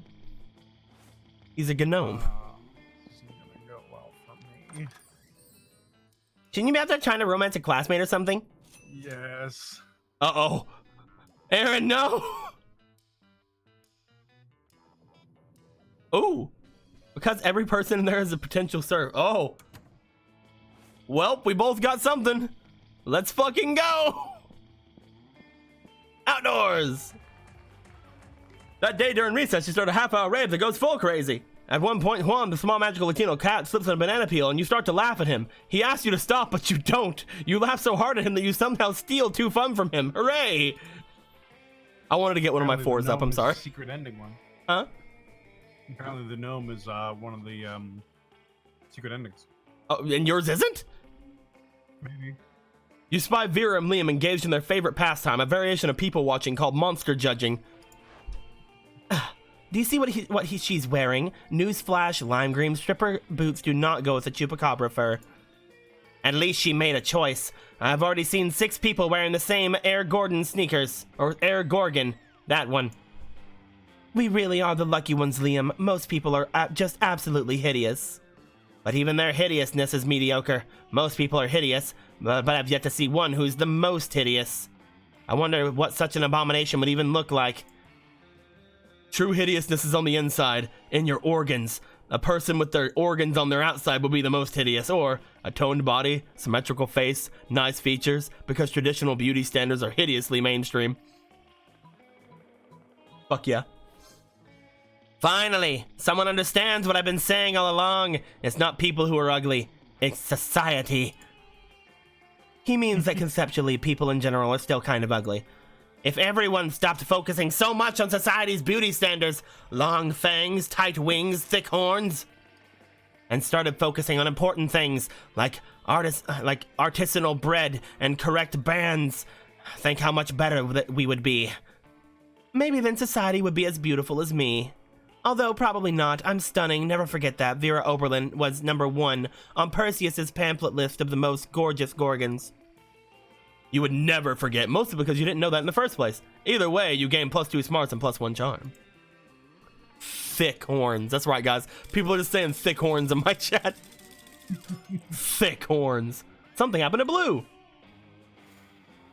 You're engaged in your favorite weekend activity, ignoring everything in favor of which classmate you'd like to take to prom and how horny you are when you find out that this is apparently reading on your face. Hey Blue, you seem pretty horny and like someone who sits around all day thinking about who you're gonna take to prom. Oh my fucking god. Wow, does she have your number or what? Listen, I'm kind of interested in someone, but honestly, I don't think I could be with any monster who isn't spectacular at sex. I'm best at sex. I know sex isn't everything, but it's sort of everything to me. Not really, but it's pretty high on my list of priorities. Sorry if this is TMI. Titillating monster interaction. God dang it. But it's someone you know, so I thought you might have some insight. It's Yellow. I just love sex. Any position, missionary, clergy, apocalyptic, upside down nightmare demon, the pentagram. What do you think? Could Yellow keep up with me? I can only say this. He is the discoverer of the orgasm. Actually, the whole thing is named after him. Have you ever noticed how orgasm is an anagram of yellow? Or, are you kidding me? Once I asked him what he thought sex was about, don't ask me why, and he told me that it was the natural process for most living beings to conceive children. He has no idea. Aaron, you did say that at one point. I did not say that exact set of words. Yellow? Orgasm? Oh my god, you're totally right! I never even noticed that before! Like, actually, it still makes no sense to me, but I'm going to assume that's because I'm high and it's super legit on the level. You seem to know your letters and words. I'm sure it'll make sense when I sober up. Yellow invented the orgasm, eh? I am a fan of going straight to the source. I only buy opium from the dude who first discovered it, being Dead Rocks. It sure does. Does it? Meh. Important thing is Yellow, aka Orgasm, totally owes you one. Not one orgasm, just a general one. You know what I mean. Oh, and you gain +3 fun. I mean, I'd accept an orgasm, I'm just saying. Challenge. I'm have to. I'm just saying, you know, if they offer that, I would be mad at it. Everybody chooses a brand. Say your choice out loud for the rest of the players before clicking. Twitch. Is Twitch a brand? It's probably a brand. They have shirts, cups, all sorts of things. You're right. They are definitely a brand if they have shirts and cups and things like that. Jaden Animations. Hell yeah. Player order decide based on how cool it would be to live in a nation ruled by the selected brand. Start debating now. I'd prefer Jaden to Twitch. I've just been sitting here like with a one raised eyebrow staring at my microphone. It's like, bruh. Bruh.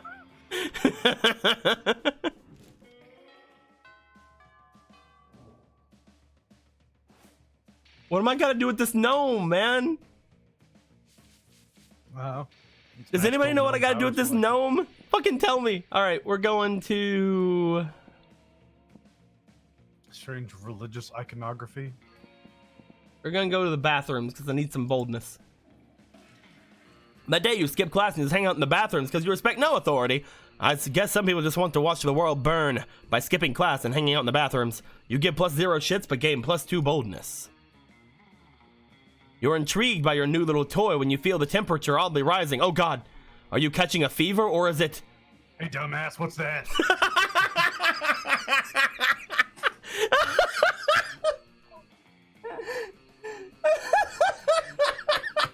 He just fucking shows up. Hey, dumbass. Why are you playing with a little guy taking a shit? This is sort of weird new G.I. Joe. Ah, a classic mistake. No, Damien. That is called a what? I don't know. A caganer. You wouldn't know, of course. It means shitter. It's a religious thing from the Spanish region of Catalonia. Wait, rewind. How is this poopy boy a religious thing? How is this poopy boy? Well, you know about the nativity scene, right? Catholic people reenacting Jesus' birth and all during Christmas. Lame. Shut up. Thing is, in Catalonia, Christians build the nativity scene for Christmas with Mary, baby Jesus, the animals, and of course this random guy taking a shit nearby, behind a bush or something. Is this some kind of prank or something? Oh no, it's a very serious thing among Catalans. If you want to make a nativity scene, you better include a cagener in this culinary respectful thing to do. What the fuck is this ending? Ha! Respectful to whom? God damn it, this is priceless. Kaganer? Love it. The ultimate action figure. I mean, it fucking beats the lameness out of Christianity and everything. One could say that, I guess. Why did these Catalan people decide to put a guy taking a shit next to the birth of Jesus Christ? Good question. Nobody knows. It's a tradition that's been there for centuries, but no one knows its origins. Catalan people just go for it because it's been done like that since forever. Also, look at my amazing outfit. It's basically just me in a coat, but you know, It's a still boy. pretty good.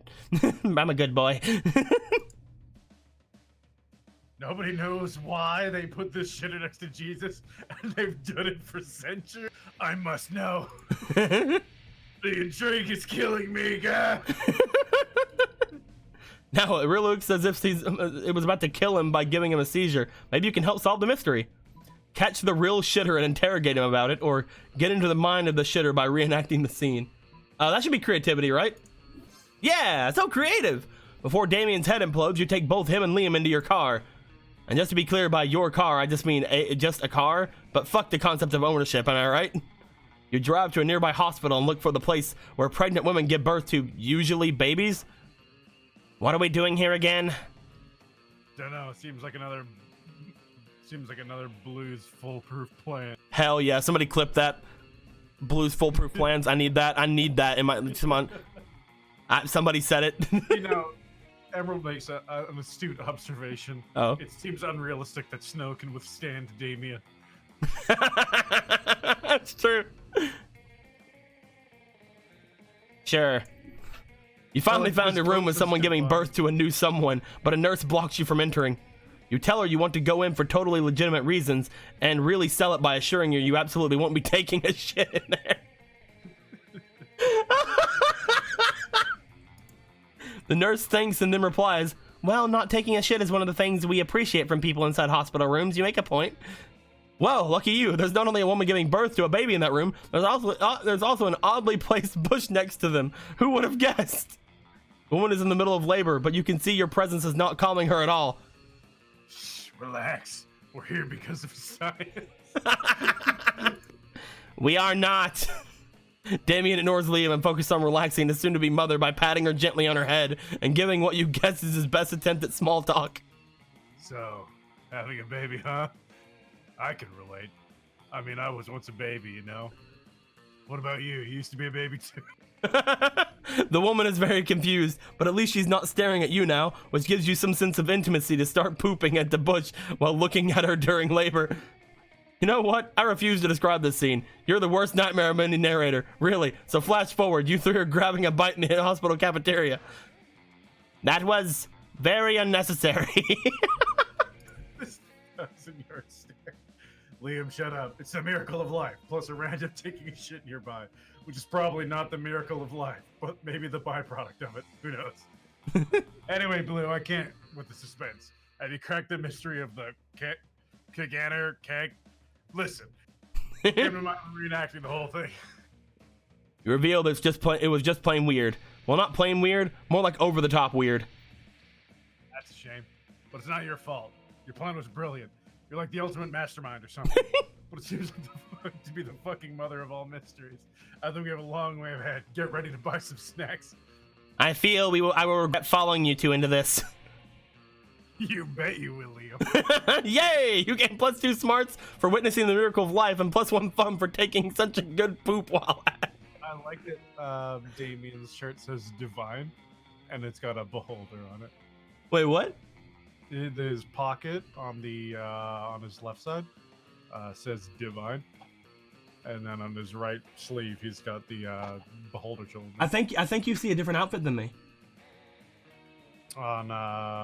On Damien? Yeah, I see his orange jacket outfit. Oh yeah, he's wearing a green jacket for me. He's in his Christmas outfit. Oh, you suck. Liam's in his Christmas outfit for me. Both are Christmas for me. Ah, you suck. Oh, I was gonna screen cap it. Where you going, my dude? During that day, during Christmas, starting half-hour rave that goes full crazy. You're casually chatting with Juan, the small magical Latino cat, when you start telling him the hilarious story about what happened in the beehive and the blow-up doll, the president, penguin mask, and the mystery of the Goblin King. Slowly, lots of people start joining you and hearing the story. By the time you say where the Goblin King was, 100 or so people burst into hysterical laughter. You turn on the mobile app that captures all the laughter and turns it into +2 fun. Hell yeah. Suddenly, you hear the elegant gurgling sound of water trumpets. Miranda's about to issue a royal decree. I, Princess Miranda Vanderbilt, grant you permission to speak casually with me for a short period. You're welcome. Fuck yeah! You're awesome at speaking casually. Let's do this. Now that we're speaking casually, I really wanted to tell you about the event of the season. No, not prom. I mean the event of the season for poor people. I mean the Royal Winter Surf Party mandatory celebration festivity of Surfly Service. My serfs are total BF and I are total BFFs, so I decided to throw them all a party to celebrate their lifelong mandatory service to the Royal Vanderbilts. And as such, and since I love my serfs so much, this party must be the absolute best. I'll spare no expense. So I'll have my serfs build an underwater grand hall for the celebration. It should only take about 12 days of non-stop back-breaking labor. Plus, we'll need the decorations for the party. So I'll have some serfs get dressed up and tie themselves to the walls. It's so cute. What the fuck, Miranda?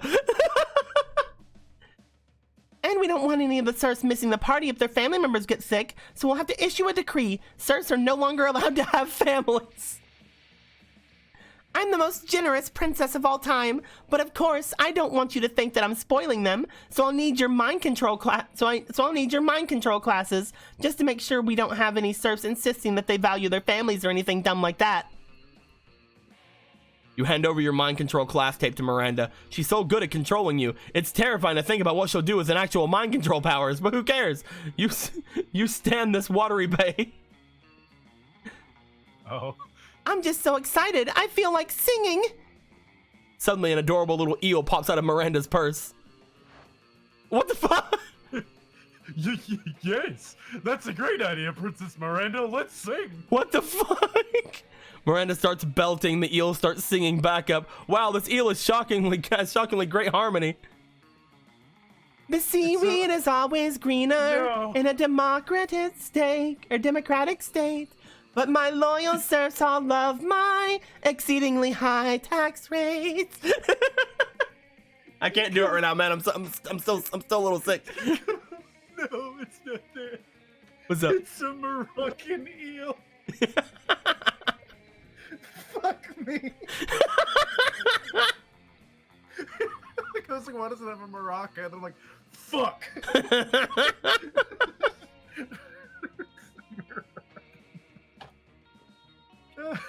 Under my rule, surflings know better. They'll serve me forever. Now go eat your gruel. What a charming little tune. Who knew that monarchy could sound so fun? Miranda bows while you clap enthusiastically. Wow, Princess Miranda, you're amazing. You should have the prettiest singing voice in the whole wide world. I know, right? My execution serfs made sure that no one in the whole country was a better singer. Oh my god. Now let me introduce my song serf, Mr. Feel the Eel.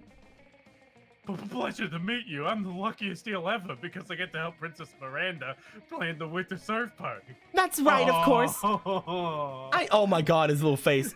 I need my serfs to do most of the preparations for the party, and I'll be entirely consumed by the planning process. The burden of leadership falls upon royalty, after all.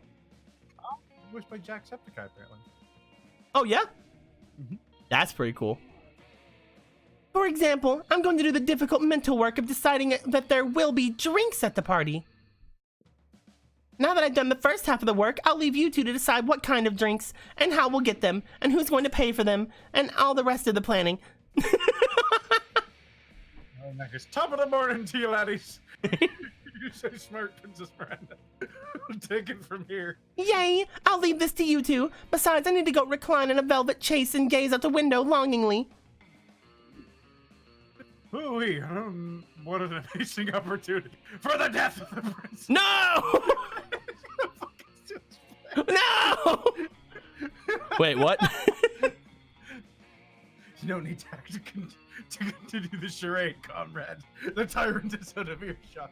The Vanderbilt serfs have united together in hatred, and after our years of pain and toil, we shall finally send the princess straight to the depths of her watery hell. Let your loathing boil to the surface as we plan her demise. What the fuck? The party she has planned will be the setting of our assassination. And while I care not what drink fills the punch bowl, be sure not to partake. I will add a massive dose of poison to the beverage, ensuring that all of the princess's guards will be deceased by the time the party is through. The revelation is here. What the fuck? I take my leave, comrade. May you dream of the end of tyranny, the end of monarchy, and the end of Princess Miranda. What the fuck? That's amazing. Just as Mr. Feel the eel is swimming away. Wait, how is he swimming? You're not underwater. Did anyone tell the eel he's the laws of physics? Miranda returns.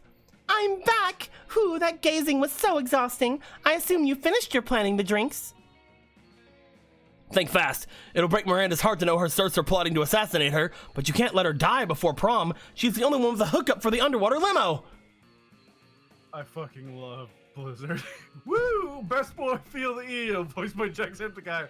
Oh no! Evil boy feel the eel, voiced by Jacksepticeye.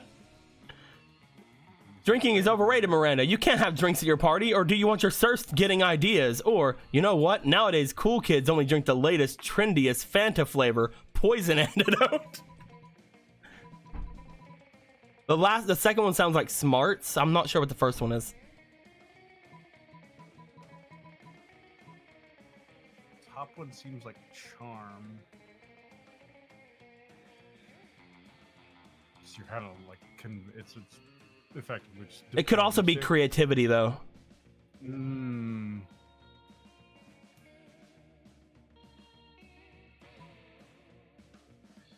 That one's probably fun or creativity. I think the second one's either Smarts or Fun. I could be wrong, though. Those are my higher stats. I could be wrong. Yeah, I mean, I was wrong before. I'm doing it.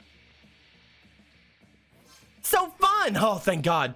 Yes, I love the little bubbles in Fanta. They remind me of the little bubbles that come out when you drown an air person. Oh my God! I love you, Miranda. I am the best. I also like that. Did they get like branding with Fanta for this? But wait, will my serfs be able to handle such a bubbly drink? Serfs can actually be super fragile. You would think that working all day with one bowl of mergruel would make them stronger. There's only one way to know. Let's test the Fanta on some real-life actual serfs. Miranda rounds up 3 of her human test serfs. You administer the dose of poison antidote flavored Fanta to all of them. The serfs love the flavor, and the Fanta counteracts some of the poison in the Vanderbilts placed in their water supply to keep the population docile. Oh my God, my serfs look even better than ever. They'll definitely serve this at the winter surf party. And bonus, I'm pretty sure this counts as providing adequate health care. # best monarch ever. God, it's scary. Miranda is overjoyed, and you're able to get the coverage under the new Merg Kingdom healthcare plan. You gain +2 fun and +1 money. Oh my God. You win the random every time. Except for weekends. True.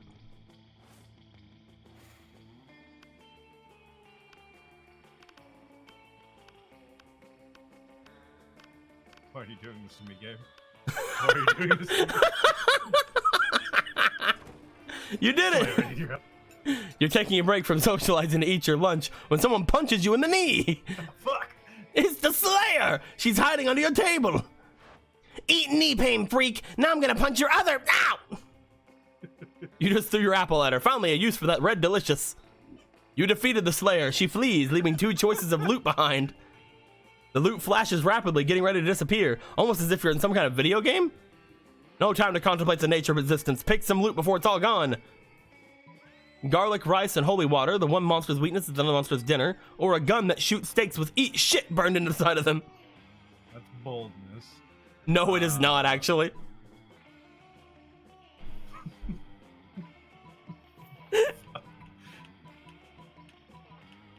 Garlic, rice, and holy water.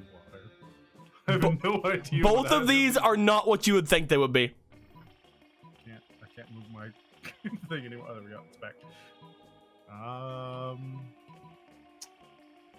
Oh, right. Now I shoot this and it hits like one of the teachers at smarts. Yeah, that one's smarts. I don't know what garlic rice and holy water is.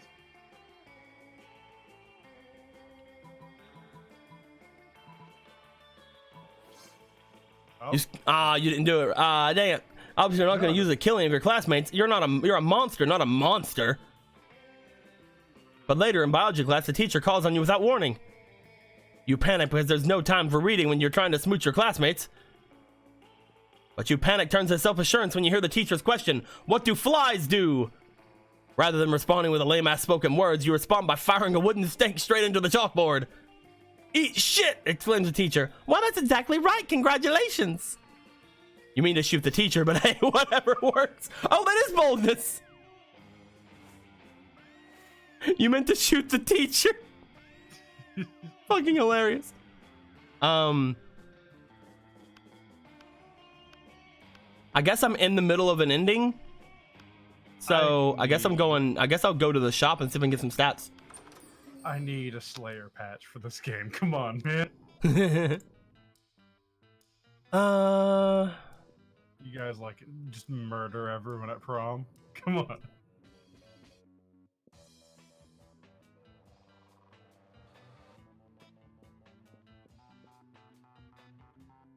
This one. Sexy fake Latin accent. Hell yeah. Such charming. Choose an occupation to your choice out loud for the rest of the players before clicking.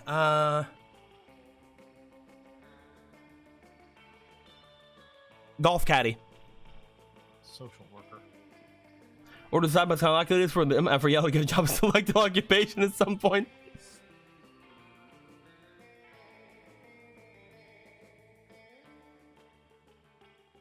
Can't say. I don't want to say either. You want random? More likely to be a golf caddy. What? I don't think that needs qualification. What, Aaron? No, you could be a social worker. I could be a social worker. See? But I don't think I ever will want to, and it's likely. Social worker you need to go to school for fucking forever, and then you gotta do a bunch of government shit. But when will you ever want to be a golf caddy? But which is more likely? Say my entire acting career, Project Mouthwash, everything falls to pieces. Am I likely to become a golf caddy? Or a social worker? I'm more likely to join the army. I'm still closer to golf caddy than social worker. Yeah, I'd pay money for a Slayer DLC. Hell yeah, dude. I guess I need... I'll be enough money at this point. That day, you spend some time in the library PCs managing your Star Kicker. You deceive lots of people in sensationalist video and impossible promises and get money, and that's great. Buttman and cheesecake. Having a very interesting argument with Liam on which should be Plateau's favorite emoji, where he to know what emojis are. You've narrowed it down to alien face emoji and Pella emoji when Damien interrupts you. Hey, I hereby summon the shitter squad. Oh my god. I hereby summon the shitter squad. Please don't call us that. submit your petition to the higher powers, Liam. But now let's focus on what's really important what's really important. The The Caganer. Caganer. Is he wearing a Christmas outfit this time? He is in a blue, like, denim jacket. I screen capped it and I'll print it out and send it to you on Discord. Yay! I don't know why they're always in weird outfits for me. They're I think it's all client side. Mm-hmm. So I did some research on this cattle and people and their traditions, and oh boy, they fucking rock. Each tradition was more badass than the last. Oh God.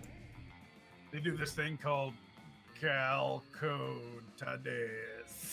where they eat these calcot onions and with their fucking hands while drinking wine in the most ludicrous ways because fuck glasses and silverware. There's also this Cora Fox thing where they basically dress as devils and run down the streets holding pitchforks that end in fireworks while dancing to the drums. They're fucking savages. This other thing called Castellers, which is a thing they do in their festivals where they build human towers just because they can. Who knows why? My safest bet is that it's either a pure display of power or an attempt to reach the sun to punch it in its fucking face. Radical, right? The more I've researched, the more I love these Catalan people. Fucking awesome weirdos. But I have no clue about the Caganer thing. Still a mystery to why how they started putting a guy taking a shit next to Jesus. Did you know that a few years ago, the Barcelona government even tried to ban the Caganer from the city's nativity scene, and the Catalan people got so angry that they forced the government to refrain from its decision. They fought the establishment to keep a random guy taking a shit next to Jesus, and they won. Whoa. Can I just marry an entire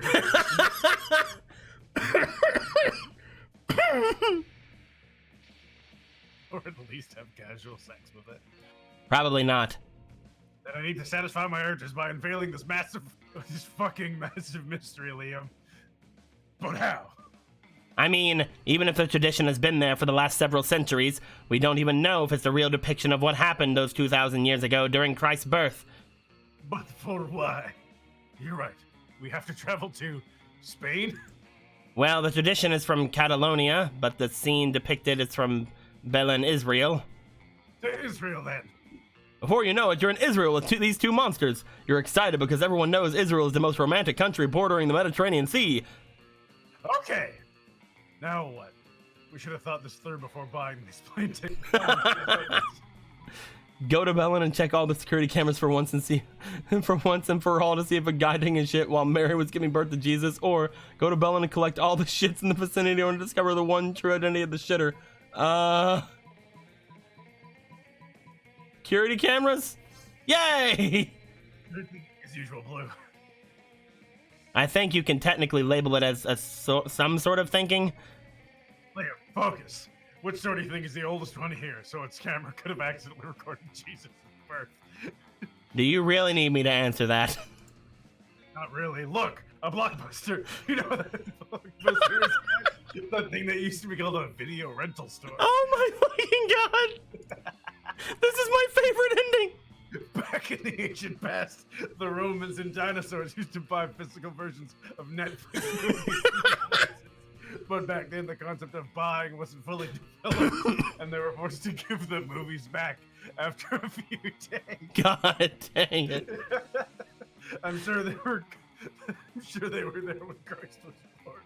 Let's steal its security cameras tapes. Oh, And so you do, because you're way past the point of being judgmental with the act of stealing.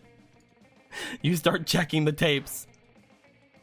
No, this is from last Tuesday. Christ's birth happened way back, like 3 weeks before that at least. Yes, at least. After checking for 4 months of tapes, the rest of the footage is blank. What a shame. They probably erased all records past 4 months. That's what they want us to believe, Liam. What I believe is that they're trying to hide something from us. Something that might or might not have happened 4 months ago when Jesus was born. I don't know where to start. Me neither. Blue, you've been astute as always. Whoever's keeping the Caganer secret from us seems to always be 2 steps ahead of us. For now. Can we go back to school? Sure. Well, let's visit some shit first. Then you go in a very tongue-in-cheek montage of you three having a great time in Israel, visiting all the historical landmarks and doing all kinds of silly shenanigans. For that, you win +3 fun. Hell yeah. What'd you do while I was in Israel? I don't know.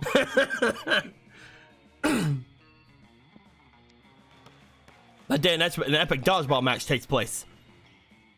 Everything seems lost, but you deliver an inspirational speech that fuels your team's spirit, leading to a spectacular comeback.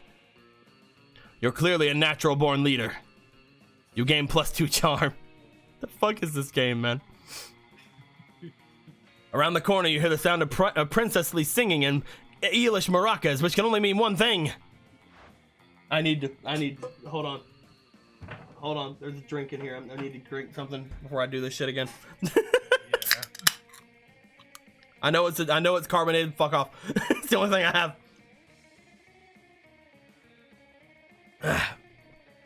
Oh, Mr. Feel the Eel, I'm so excited for the winter surf party. I could. Sing? Oh my god. Toggles between insane Irishman and freaking, what was it, like Mayor Candy or whatever the Yes. fuck King Candy.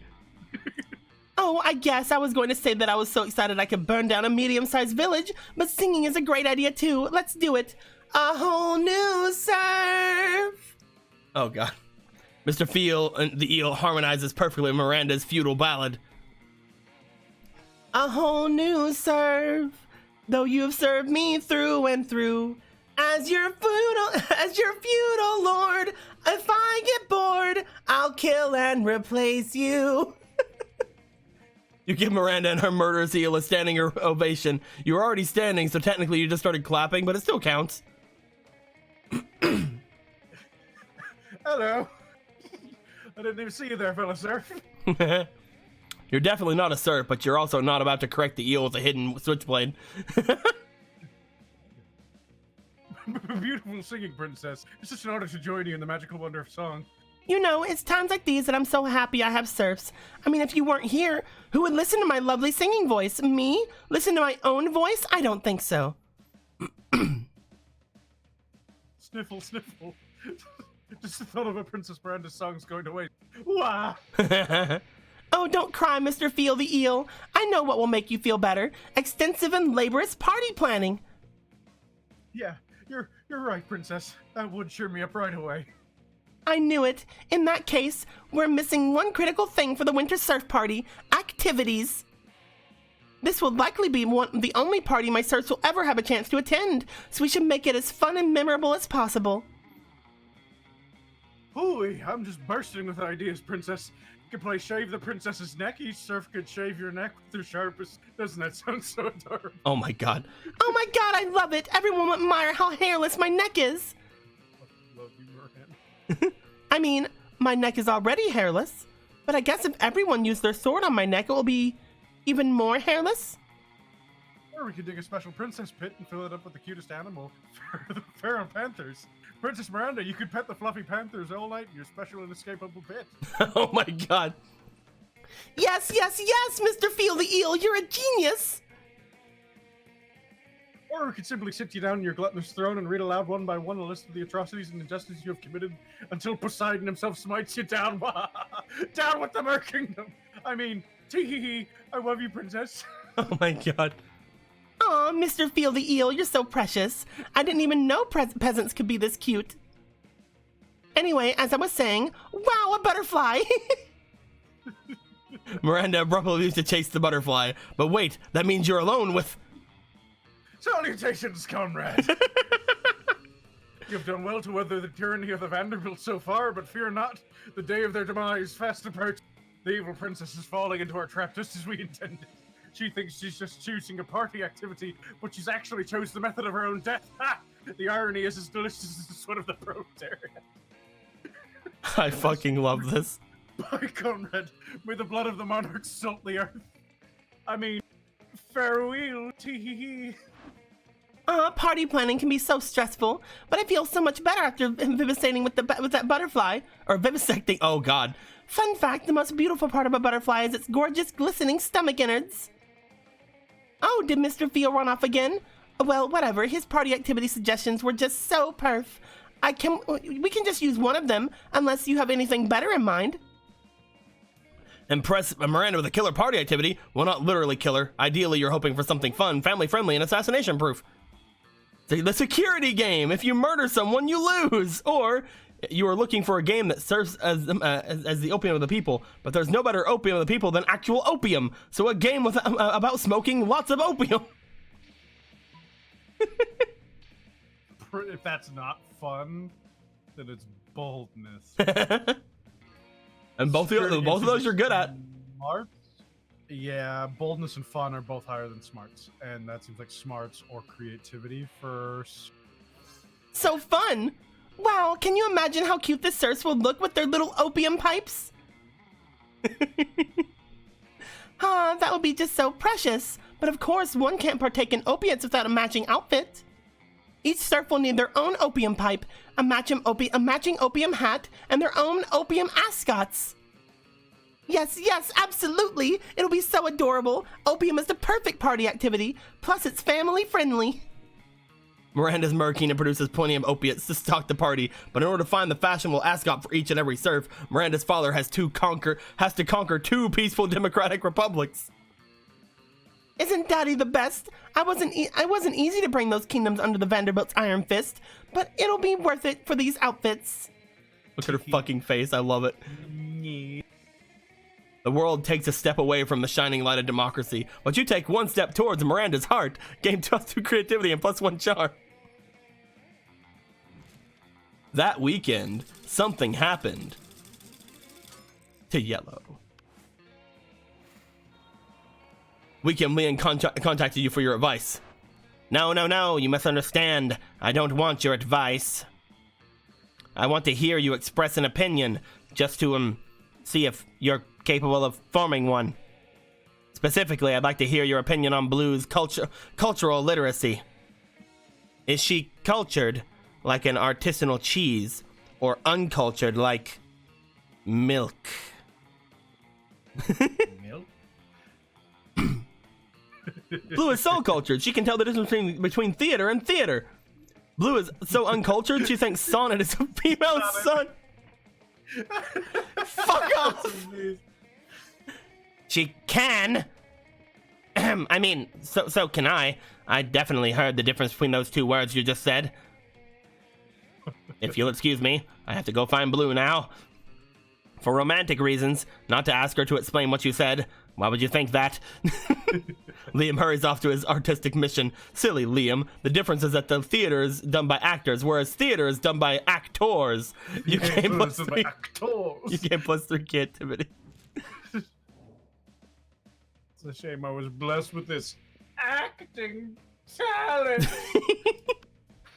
Everybody chooses an object. Say your choice out loud to the rest of the players before clicking. Switchblade. All right. Player was 7 by 10 useful to such out to be if you're only belonging on a desert island. It's way better. What's that? How useful the object would be is you're only belonging on a desert island. Yeah, I'm pretty sure you win. Dildo's really fun. Oh. All right. Think of all the things you can do with it, Aaron. Also, that's where the shop is.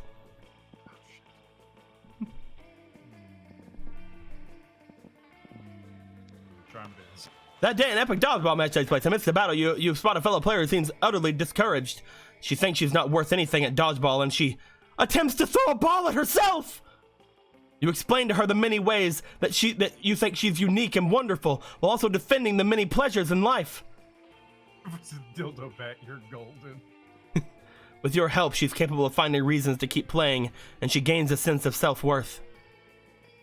You gain +1 BFF. Sadly, she's not part of this game, so that beautiful friendship will take place off-screen, and +2 charm. You got a BFF, dude! Polly didn't participate in the game. After it's over, you see why. She's talking to Coach. Look, Coach. I'm just saying. I'm a cool, hip, wild youth. These lame, old-fashioned workouts are too tame for me. Tame? Tame? What about burpees? Burpees are like the wild stallion of workout routine. Yawn. Maybe if the wild stallion was like 1,000,000 years old and addicted to sleeping pills. Okay, I tell you what, why don't you come up with your own super cool workout? I mean, the secret to workouts is anything can be a workout as long as it makes you buff and tired. Anything? Anything. Oh man, now I've got too many great choices. I can't decide. Someone help. The ultimate ghost workout. Possessing people who are already buff and tired. Or beer pong. Beer pong. Beer pong. Beer pong, of course. They do it in college fraternities, so it must be a sport. And Michael Giant Spider, so we're saying I should do more to prepare you kids for college. Sorry, everyone looks like I'm gonna have to spend the exercise equipment budget on beer and solo cuts. I have literally been training for this moment my entire death. Y'all suckers don't stand a chance. She's right. You don't, but you sure have fun trying. You gain +2 fun and +1 creativity. Oh my god. Let's go to... What am I missing on? I'm missing on money. I'm missing on smarts. Let's go to... big enough you can use it as a raft. I'm sorry. I defy Abraham Lincoln. That is not a dildo. That day, you listen to your elders and learn valuable lessons. Sometimes, after all the monster nonsense, you forget about damn +2 smarts. Later, you see Liam rolling his eyes at his phone. You ask him what's up before he can roll them out of his head. I'm having trouble with my status on Facebook. I expressed a positive opinion about bug manicures, which I obviously meant ironically. And now my so-called friends are responding with blatantly unironic pictures of themselves with centipedes glued to their nails. I know being aloof and misunderstood is my brand, but I want to be misunderstood on my terms, not theirs. What kind of status can I post that will be idiot-proof? Flat out post that everyone currently reading this status is an idiot, or vague blog for your life. That one. Oh no, that's bold. If there's one thing idiots don't understand, it's their own idiocy. If I post a status like that, it'll be the one time everybody takes it ironically. They'll all use the mwahahaha react button and the wings up of approval. Never mind. Open and honest communication online. You're the idiot. You lose -3 smarts. That's a fucking lot of smarts. There you go. What's up? Put it in Discord finally. You fucking literally always win these. Like in every way. Let's get that gold. Anything's a dildo. That's why I defied him. Oh god. Both my girls at the same table. Damn it.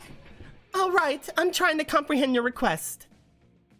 What is there to comprehend? It's really simple. Miranda, take my cell phone, snap a pic of me face planting in my food with my eyes closed and tongue out. But wherefore?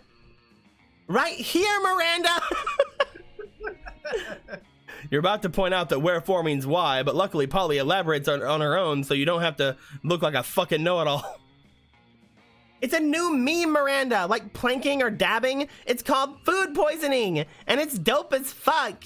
Don't you have cool trends in your kingdom? I suppose we do. Oh, we have a fun trend called Revere Your Rulers. It's where you show nothing but utmost devotion for the royal family. If you're good at it, you get a lot of likes on social media, and also not executed. Do you ever listen to yourself when you speak? I bet you know some pretty cool trends, don't you, Yellow? Heck yeah, you do. Don't you? I surely do. It's entitled Silverware Wear. It's where you take your... Oh, I didn't read the last one. It's called dying. Yes! As soon as it shows up, there's no fucking way that's not Molly. Dying is my fucking fave! I mean, listen, the first time I did it, I was like, okay, now I don't get to be alive anymore. But then when all the cool ghost stuff kicked in, I was like, oh my god, dying is awesome! Everyone should die! I'm not sure I would be into this dying trend. But I do know that Daddy's Rain helps many peasants achieve this meme, so it's nice to know they're becoming super popular on social media in the process. Remind me to never come hang out at Miranda's Kingdom on break. But hey, Yellow, maybe you and I can hang out and do some dying together. Into it. Yay! Maybe. Yeah, yay. Well, I know where I'm going. You just have to take a bite of your sandwich and some douchebag rips a hole in the fabric of reality. It is I, the interdimensional prince. Yeah, it's a good thing I'm not doing the fucking king candy here. I searched far and wide for a hero capable of solving a most fiendish riddle for me. The riddle of how to get my TV to switch from HDMI to 1 to HDMI 2. I've tried everything short of actually using the remote control. You heave a deep sigh and accompany the prince to his dimension where you solve his problem by using the remote control. You are truly both wise and generous. As a thank you, please allow me to teach you one of my kingdom's customary. Perhaps laser communication might interest you, or reverse baptism, or eggs. The choice is yours. Fuck that, we make up our own ritual, or how about the ritual where you give me a pile of money and go away? Fuck that! Ah, we have a ritual for this, the ritual of making rituals, which is why we have so many dumb and bad rituals. First, we get incredibly high on interdimensional weed. Hell yes. Then we pretty much do whatever we want, and then make it illegal for people to not do that thing once a year.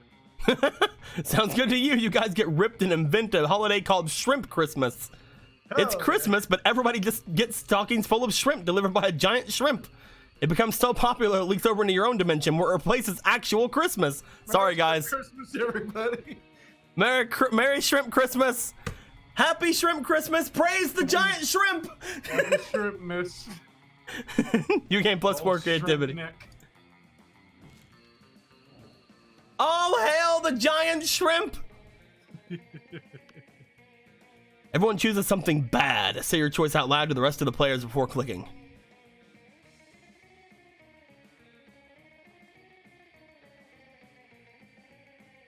I don't know. Having the cat run away. Buddy. Buddy VA specifically. Casting your dog. Player orders decided based on interest movie to select a thing was a key component of the supervillain's plan in a movie. Start debating now. Buddy VA or a cat running away. Those are both interesting for a supervillain to have as a plan. Like, think of it like this though. If it was like a movie where, like, you know, maybe the cat was like, it's kind of like Aristocrats, isn't it? The Aristocats? Yeah, Aristocats. Mm-hmm. Kinda, except, you know, in the movie they were actually trying to kill them, I think. Everybody wants to be a cat. There we go. Yeah, and like the supervillain plan for your kitty cat to run away.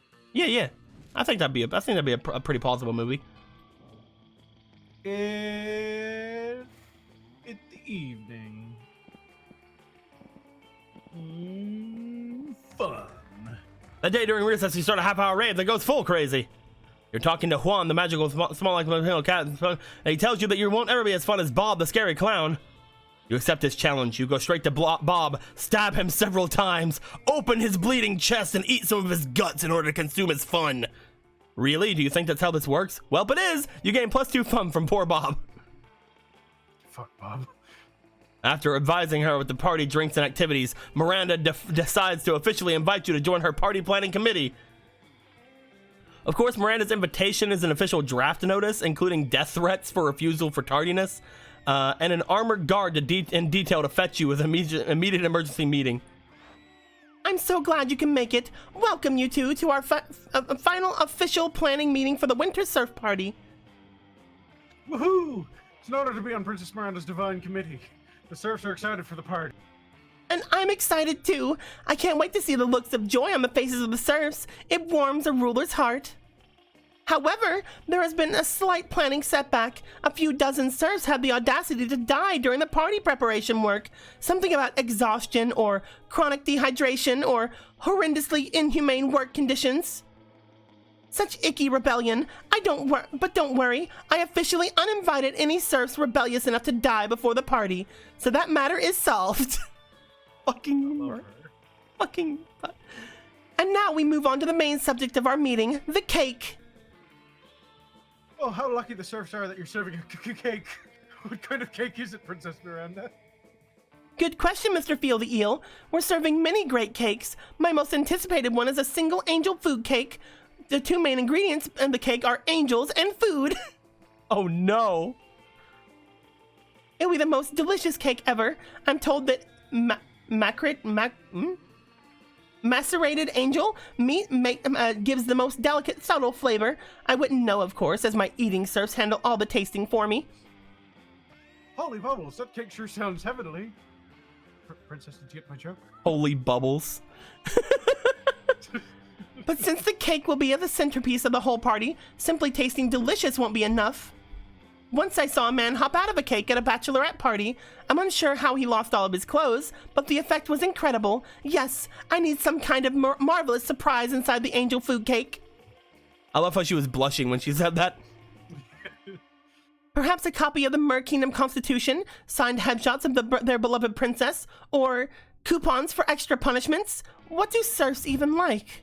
Trying to get naked and jump out the cake. Princess, you've been working too hard planning this party. What do you let Yellow and I come up with a surprise? After all, you deserve a surprise more than chibi face. Aw, Mr. Feel the Eel, I couldn't agree more. I shouldn't have to work so hard on anything, ever. But I don't want to make it too easy on you, so I demand the cake contains 2 surprises inside. Each one of you should come up with 1 surprise.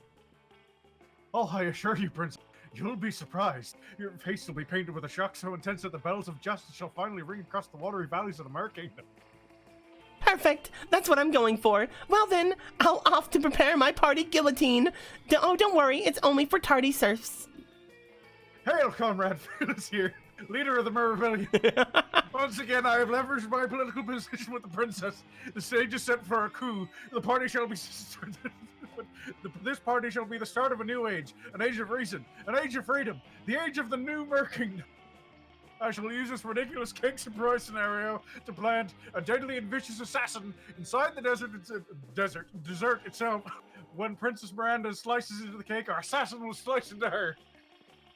Freedom to the serfs, death to the princess. We shall toast to the rise of the proletariat. Mr. Feel the Eel is such a party pooper. You wish you can plan some kind of second cake surprise, as the princess mentioned, but whatever you do, she shall not live to see it. My assassin shall end her faster than she ended the life of my brother, Mr. Jaleel the Eel. Oh. I shall see you on the morrow, comrade. Glory to the new Mer Kingdom. Oh. Mr. Feel the Eel slithers away. Quick, come up with a counter surprise that will neutralize Mr. Feel the Eel's deadly cake assassin. Very convincing propaganda in favor of royalty, or the assassin's grandma in order to scold him about committing regicide. Grandmas hate regicide. What do you got, my dude? I think the top one is charm, and the bottom one would be creativity. The top one could also be smarts, though. Oh shit, you're right. Let's do grandma. So charming. Use your genius 1000x master hacking skills to infiltrate Mr. Feel the Eel's account. No, his Eel mail account. I get it. He has one unread message entitled, "Yes, the murder of the assassination of the princess. I will do it. I will do it as we have agreed. This is Rick the assassin." Message from I love killing, but I love my grandma even more than I love killing at assassinforyou.com. Wow, thank God this school teaches hacking classes. Whoever thought that computer proficiency would come in handy? You easily hacked the assassin's ancestry.com account. His password was grandma. Oh my God. And make his friends with his real life actual grandmother. Her name is Bertha, and she's fucking amazing. You bond with Bertha over the immortality of killing monarchs. And you also have an amazing time listening to her stories about being a nurse in the last Mer-person war. Bertha totally agrees to hide in the cake during the party and have a heart-to-heart chat with her grandson. She also teaches you how to play cribbage. You gain +2 bonus and +1 smarts. All right.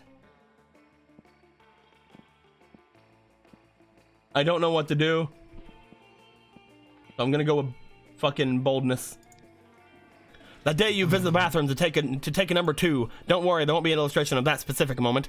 The thing is, it's one of the boldest decisions in your life. You don't put paper on the toilet seat before using it. Look at you, you crazy bastard. You gain +2 boldness, and probably +1 staphylococcus with a slight chance of +1 STD.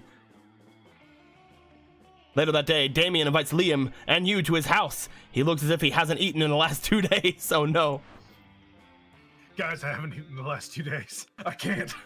With this Kaganer thing, it's driving me crazy. I kind of see it. You know how they say when you have a wall covered in pictures and newspaper articles connected to thread, you can tell your obsession is becoming unhealthy? Who said that?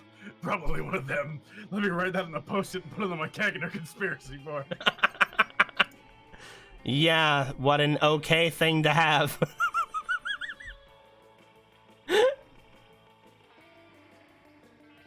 I've gone to all kinds of websites looking for information. I registered on some sort of Kaganer conspiracy. God bless the internet. I'm not the only one startled by the shitter thing. I've been discussing all kinds of theories. Climate change to Lock 77 made a strong point. Total about hoax. The Illuminati being... Oh, yeah, total hoax. Being involved in this. He also claimed global warming might not be real and somewhat tied to this too, worth noting. He sounds like a very credible source, yes. Then France is not real. Shared our conspiracy board with me. We conclude that Kaganer guy might have been involved in the JFK assassination. Finally, Chemtrails Baron was kind of useless on the Kaganer thing, but he gave me sick tips to build my own fashionable tinfoil hat. I made a pair for you too. Thanks, I guess. But I still have no clue as to why the Catalan put a random guy taking shit next to Jesus. Maybe there's no mystery. Maybe it's irrelevant and certainly an unhealthy fixation for you. Ah. But Damien's scream is interrupted by the sound of his door being blasted open, revealing none other than... Pope? What the fuck? Who wants to be the Pope? Well, well, well. Look who we have here. Damien, Liam, and Blue. I have 3 bullets with your names on them. The Pope is holding 2 fucking guns. He's so badass, he's somehow pointing them at all 3 of you. Oh no, the Pope! Are you here to haunt us? Are you here to hunt us down for our many sins and crimes? What? No, who cares about that? No, today, I'm here because you've been sniffing around the church's secrets with your silly Kaganer case. You're getting too close to the truth, and I can't let you do that. I have to protect the Catholic Church, and apparently you can't send some priest to do a pope's job. What? We have no fucking idea about the truth behind the Kaganer. If you tell us the truth, we're super okay with you killing us afterward. Tell us, for God's sake. Or, you know, maybe don't kill us at all. Shut up. People will start to ask questions and follow your lead. If not you, someone else will find the truth. I need to send a message to all those who might be as nosy as you. No, Mr. Pope, don't kill us. See, we can create a diversion so no one will ever ask questions about the Kaganer again. You see, our diversion plan is... Liam is too nervous, as if to be expected for someone being held at gunpoint by none other than the Pope. It's up to you to come up with a diversion plan that's so good that you can calm the Pope. Divert attention from the mystery behind the Kaganer by turning it into a mindless souvenir, selling toys of various celebrities taking a shit as if they were the Kaganer, or use the resources of the Catholic Church to combine the 2 largest entertainment forces in the world, K-pop and Garfield. I don't know if this is gonna work. So fun. The Pope looks at you in silence. K-pop and Garfield. Yes? Are you some kind of genius? K-pop and Garfield? How come no one's thought of this before? I can't find a reason for that, Mr. Pope. Of course. The Catholic Church has used Garfield many times before to divert the attention of the masses from our secrets and various atrocities. It worked miracles when trying to convince people to forget about the Inquisition and all that stuff. Everybody loves Garfield. Everybody does indeed, but I mean, mixing it with K-pop is like a nuclear bomb of diversion. People will never ask a question about anything again. I need to leave, boys. This new craze won't happen by itself. And this, Blue, she sure is a mastermind. You should keep her around. She is what we would call in the Catholic Church prom material. Fuck yes! Fuck The yes! question is, which boy do you take, or do you take both? The Pope just called me prom material! At gunpoint. At gunpoint! Yes! The Pope leaves. That was close. It turns out you were right this whole time, Damien. Perhaps we were flying too close to the sun. And we didn't get to punch it. But one day I will unveil the mystery behind that fucking awesome Kegner. Who knows? Maybe one day we will. 2 days later, you see all the media talking about the latest hit in the K-pop super band BTS, featuring none other than Garfield. The song is called "We Love Lasagna" and not asking questions about the Kagner. It becomes incredibly popular. Later that week, you receive an envelope from the Pope with +3 money to reward you for your idea. Sweet. The monster prom draws near. I think if you want to go with the secret endings, you have to go by yourself. That's how all the other secret endings worked. I'm just telling you, man. Still doing it.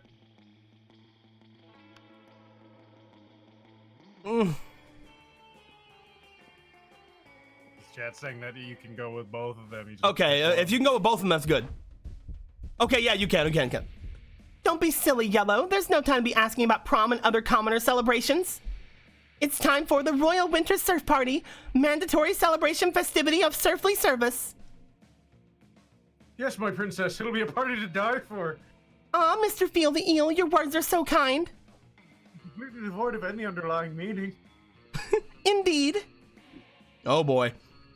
You hope your efforts to disarm Mr. Feel the Eel's plans for the assassination have worked.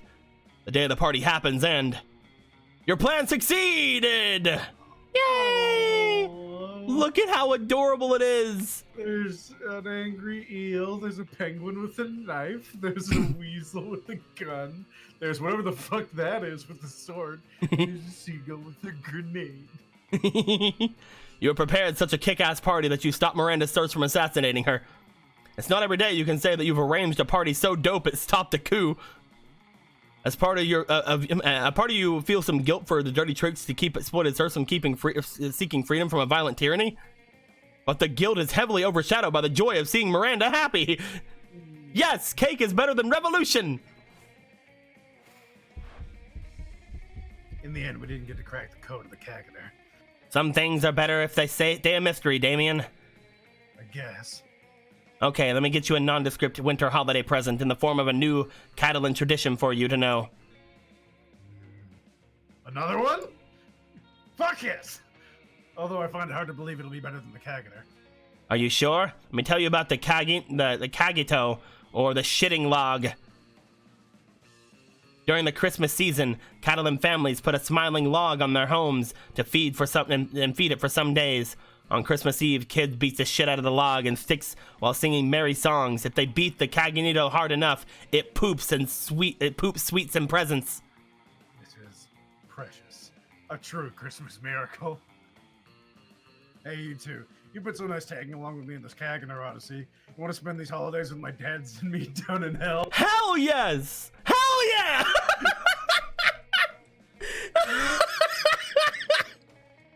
Hell yes! Hell yeah! Sure, why not? And so you three spend Christmas together down in hell, celebrating the very weird Catalan tradition. Oh no! Oh, look at that demon in the background. Number one blue dad.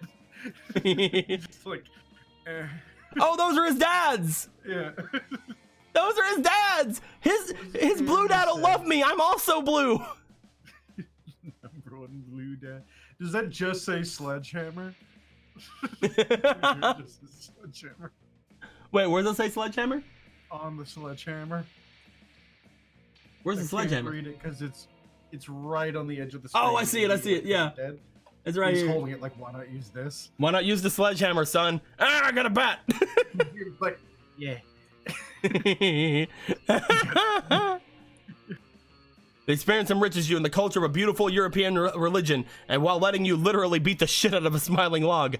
You've grown closer thanks to your wacky misadventure around a mysterious ancient tradition and an unspoken secret of the Catholic Church. Also, you finally get to meet Damien's dads. Sweet! Best at Oh, high yeah. fiving. This was a pleasant school, if only a bit over waterish for my taste. Look at all these new events and outcomes and secret endings and shit. Fucking amazing. Hell yeah. 2 secret endings in one run. 2 secret endings. That was fucking fun as hell. Eat your balls out. Those 3 weeks were maybe the most epic and absurd weeks of our lives. After Monster Prom, we kept on living our lives, falling in love, battling for friendship, and learning who we were and who we could be. And you know what? As it always does, life happens, and it was wonderful. Miranda used her vast surf knowledge to get a job at handpicking the best surfs for other people. Unsurprisingly, she ended up leaving her surfs to do the work. Vera kept being fierce, strong, and stunning. Her haters once said adult life would put that mean bitch in her place. But you know what? Vera ended up making adult life her little bitch. Polly took a summer job as a ghost girl. Yeah. During those 3 weeks, of Monster Prom seemed bigger than life. And then it was gone, just like that. The battle for Monster Prom may have ended then, but there were lots of battles left in the war called youth. But once again, we were young and unafraid, and we were ready to start.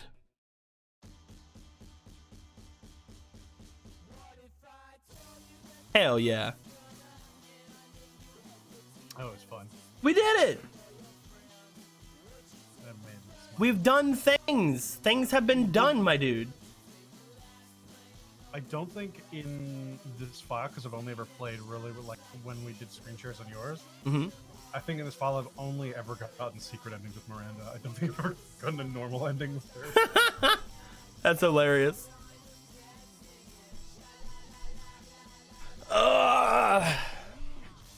My guys, I mean- this has been a pretty fun stream. I had a lot of fun. I hope everybody else had a lot of fun. Aaron, you're gonna keep on streaming, right? Yeah, I'm gonna take a quick break here, and then I'm gonna switch over to Escape from Tarkov because patch 11 came up today. Ooh, I gotta go beat the shit out of somebody in Smash. Word.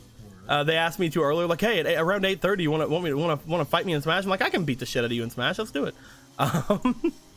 So I got to go and do that in a little bit. So I'm probably not gonna do the Tarkov thing. But with all that being said, my dudes, head over to Aaron. He's gonna be doing some Tarkov stuff. A new update. He just had all these things happen with me. I'll throw it. How do you do a host or a raid or something? You have to slash host. Slash raid or slash host. Slash host will put me on like your channel, and they can talk amongst themselves. Slash raid just actually plops them in my channel. Oh, I see. My dudes, I'm doing this slash raid thing. It's gonna be a If you ever thing that wanna, I do. like spam the hex out of people. Mhm. That's why like I have my snowflake. So if I ever raid someone, I make it snow in their chat. Ah, they can give you Dear Ashleys that way. Mm-hmm. Look at all those Dear Ashleys that could happen. But yes, my guys, I hope you guys enjoy yourselves. We enjoy ourselves. This will be on the YouTube channel very shortly after all this. And yeah, it'll be pretty good.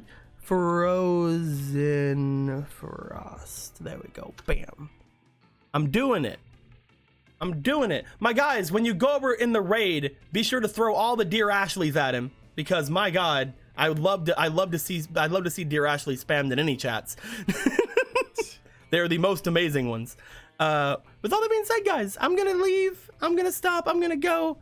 Happy holidays, Merry Christmas, and all that good stuff, my dudes. Over there on Aaron's chat, I love you guys too. Don't think I don't. I love everybody. Yeah. I got to take Damien and Liam out for freaking Catalan Christmas traditions and meet his dads. It Double was, hell Christmas date. fuck Hell yes. It was You're great. Human and you vampire boy. And with all that being said, guys, till next time, later days. Right now.